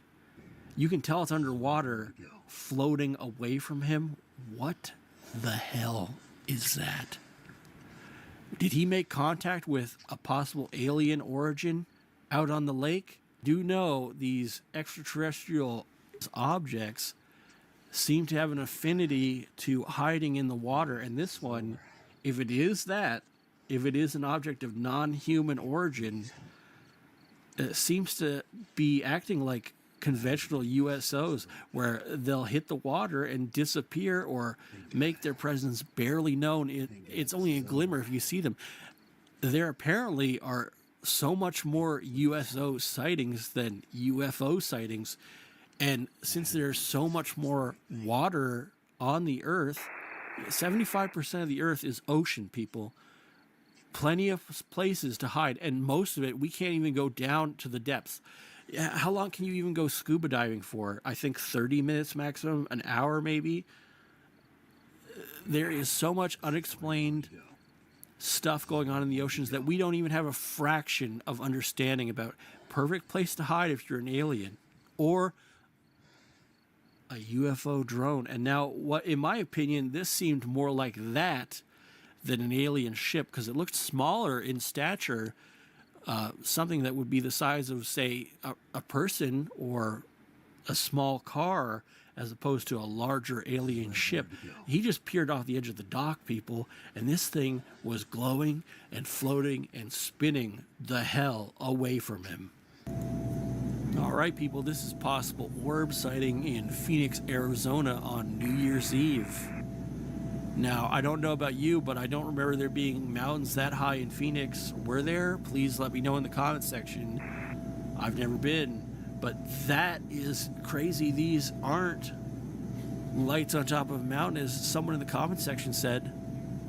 These are lights in the sky pretty high up. I would say these are drones hovering in place, because it doesn't make sense that you'd have a helicopter just holding pattern over that area for a long time, or even floating that close, flying that close together. Look, they're keeping pace with this plane. Okay, this is a commercial passenger plane flying very fast above the city, and we have these brightly lit objects nearby floating, and they're not on a trajectory heading towards sort of an airport area. If you're assuming this plane is going to land that we're on, or they're incoming for it, these are going in all different directions, folks. What is going on over here? Are these the resurgence of the Phoenix lights? Let me know in the comments. this is giving me 1997 vibes all over again. Those poor people in Phoenix, why are they always being subject to this? Is there something these extraterrestrials find fascinating about this city in the desert? Let me know in the comment section. If you've seen a UFO or UAP, I also would like to know about that. It does help us out in finding out and uncovering and unfurling what this mystery has to offer. So let me know in the comments if you guys have been seeing these. I would love to get your opinion. One comment from Richard Alonzo 658 said, if you zoom in, you can see the whole ship. Dark side of it is in the bottom. What does that even mean?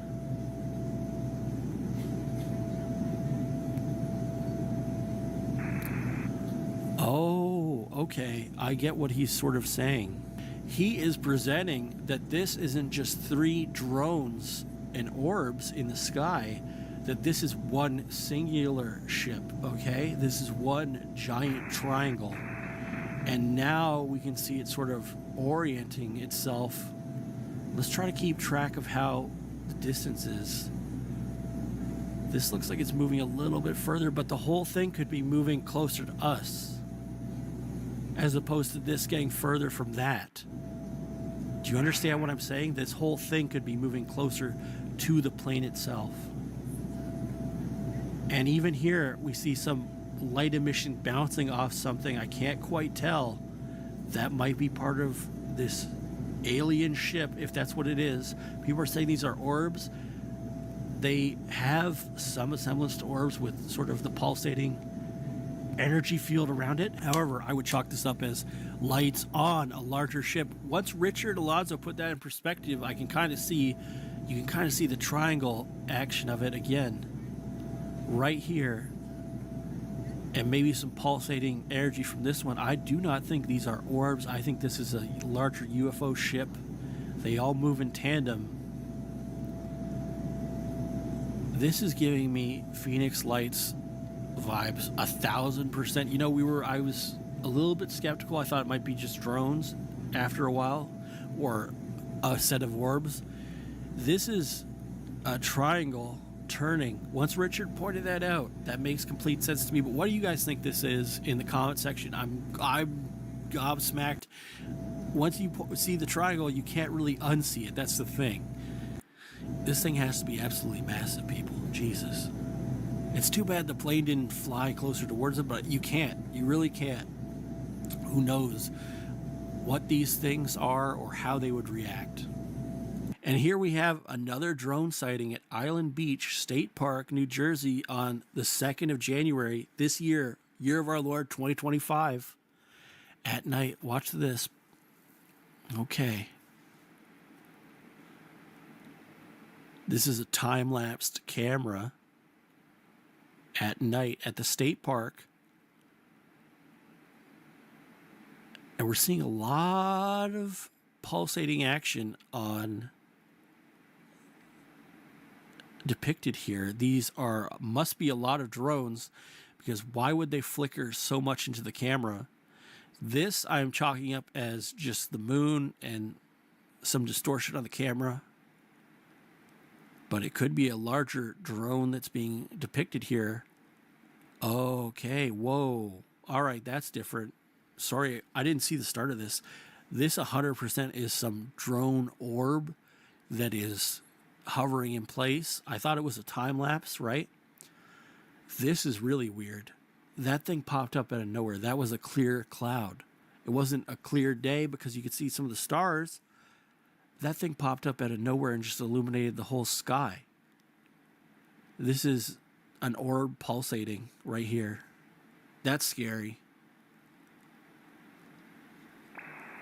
Non-human origin, that's what I'm thinking. Drone, possibly, yes. Possibly. I think these flickering ones are drones. I think the ones that don't flicker are stars. But this thing it could be a drone emitting a large sort of plasma burst in the sky. This thing starts going crazy out of nowhere. Have you seen any drones do that before? I haven't. That's frightening. And again, Okay. The mainstream media has essentially buried this story and acts like it never happened. Okay, this is just a weird week in December before Christmas. We're already a few days out from New Year's, okay? And these things are still being spotted en masse everywhere. They're actually acting even weirder than they did before. This should be on the 6 o'clock news and broadcast for 24 hours till someone explains to me what we just saw. And here we have another Jersey drone sighting at the same Island Beach State Park in New Jersey, January 2nd. This was at 9 o'clock, so a little bit later. And you can see the ocean waves come in right here. These might even be USOs, okay? Because you have the ocean right here. I'm thinking they might investigate into the ocean a bit more. But as you see, they're flickering all around here. You ever see a star flicker? Not like that. Never like that. And these waves look like they're at normal speed when you see them, when you saw one roll in. I'm trying to keep track of them. Wow, this is weird. This is just unexplainable. How many aircraft do you have out there? And remember, over this whole area, okay, over this entire area, people, there is a no-fly order still in effect for the next few days. And how many drones do we got flickering out here? Like 1, 2, 3, 4, 5, 6, 7. I saw one there. There's like 8. And I think there were like 2 or 3 that pop up over here. Do you ever see stars flicker like that? Pulsate like that? I haven't. I haven't in my entire life. Okay? You go look up in the... I've seen stars fade out. Okay? If a cloud goes over it. I've never seen them burst into like being super bright for just half a second. Ever. And look, some of them move their position. They're popping up out of nowhere. How many drones are out on the ocean right now? Why are there so many? Apparently, this wasn't the only event in recorded history. Apparently, I believe it was the 1970s, there was depictions of mass drones leaving the ocean, which is weird. I don't even want to speculate what that means, but I think you guys can figure something out in the comment section below, or correct me if I'm wrong. And here, the drone sightings are even in Southern California. What is that? That is clearly a triangle-shaped object in the sky. As I told you before, and even earlier in this video, some of these drones have been taking on the triangle-shaped form while they're flying in the sky. Have you ever seen a triangle drone commercially on the market? I haven't. One making sort of crazy color and pulsations like that? No. Is this an orb? Possibly, but it looks like it's a hard, burned-in shape of that triangle doing various rotations in the sky and changing colors slightly from like green to bluish hues. Those things are just reflections. Don't worry about that. Again, ignore. And then you have this crazy thing. Hold on. You have this crazy, this green and red light house. No, I'm just pointing that out to show it's possibly causing reflections on the camera screen. And well, it is. And it could, the green and red changing color here could be affecting how the camera is interpolating the data from, the light data from this object. So it could be discoloring it just slightly, especially if the camera's capturing a bit of it. It could be changing how this light is actually being perceived, like it is changing lights. I don't think that now that I'm taking that into account and how this is sort of changing colors, maybe that is the case. So it could be just a camera glitch that this is changing colors. However, that doesn't negate the fact that this is a friggin' triangle in the middle of the sky. Have you seen a star that looks like a triangle as well defined as a triangle as this? I haven't. The moon doesn't look like a triangle, so what the hell is that? A triangle helicopter? You know, those triangle Bell Helicopters? No, I don't think so. This is something strange. And now, even spotted on the Pacific coast, as we've been saying, these drones, people, are everywhere. The mainstream media has presented this story as it being a New Jersey only phenomenon. Yeah, sure, there's lots of New Jersey. Most of the bulk, quite frankly, a bulk of the sightings are in that New Jersey area. This is in California, 2 days before Christmas. They're being spotted everywhere. But here we go, people, again, with the classic spoon UAP. We've been covering it before in previous videos. We're covering it now. In Sao Paulo, Brazil, again on New Year's Eve.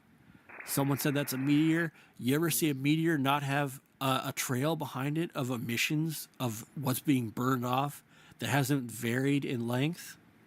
Okay, that doesn't have a natural taper off. I'm going to pause it when we get it better in view.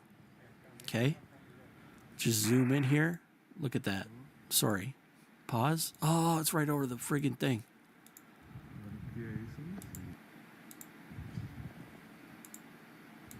Yeah, sorry, people. I'm trying to get it paused perfectly. I can't just quite get it. But we'll watch it again. As it floats across the screen, I want you to take note of the shape with comments. And I didn't say comments. I'm pretty sure an N snuck in there while I was speaking. There will be a natural taper off of the comet tail. Now it's sneaking R's in there. Jeez, folks. As the emissions taper down, right? It's sort of like a gradient. They're strong closer to the comet. They're weaker further away because particles and stuff are being, just to generalize it, is being burned off the comet as it travels through space. That doesn't look like it's a taper off. It looks like it's defined solid object the entire way through. This is the Spoon UFO UAP. We've been covering it for the past few episodes, and even before this one, that has been filmed by multiple different people in Sao Paulo, Brazil on New Year's Eve. I've never seen anything like this. This is that classic cigar-shaped UFO, a little different because it's got a spoon going on. We don't know how big this thing is, folks. That thing is traveling above this tower, this smokestack, clearly above this. Well, I guess anything above the trees, right? That's much higher than a commercial jet. And that's at least flying as high as a commercial jet. Probably even higher.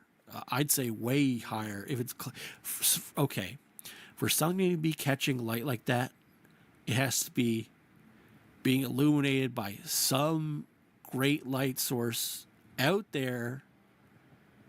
And the only thing I can think of that could do that would be the sun. Right? The sun would make something.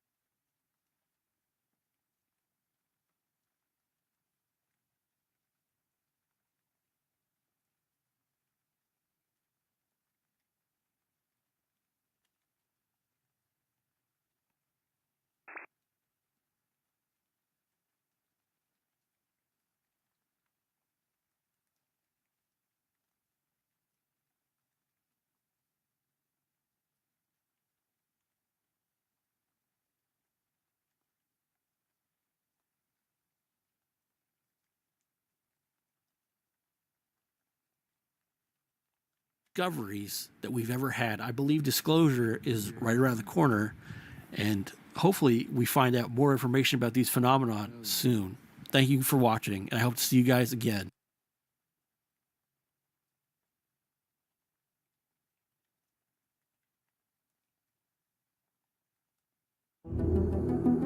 In the 21st century, UFO hunters are armed with technology that allows them to record anomalies in the sky with incredible clarity. And today's technology can also glean new information from photographs taken decades ago. The Northern Highlands of Costa Rica, September 4th, 1971. Photographer Sergio Loiza is conducting an aerial survey of Lake Cote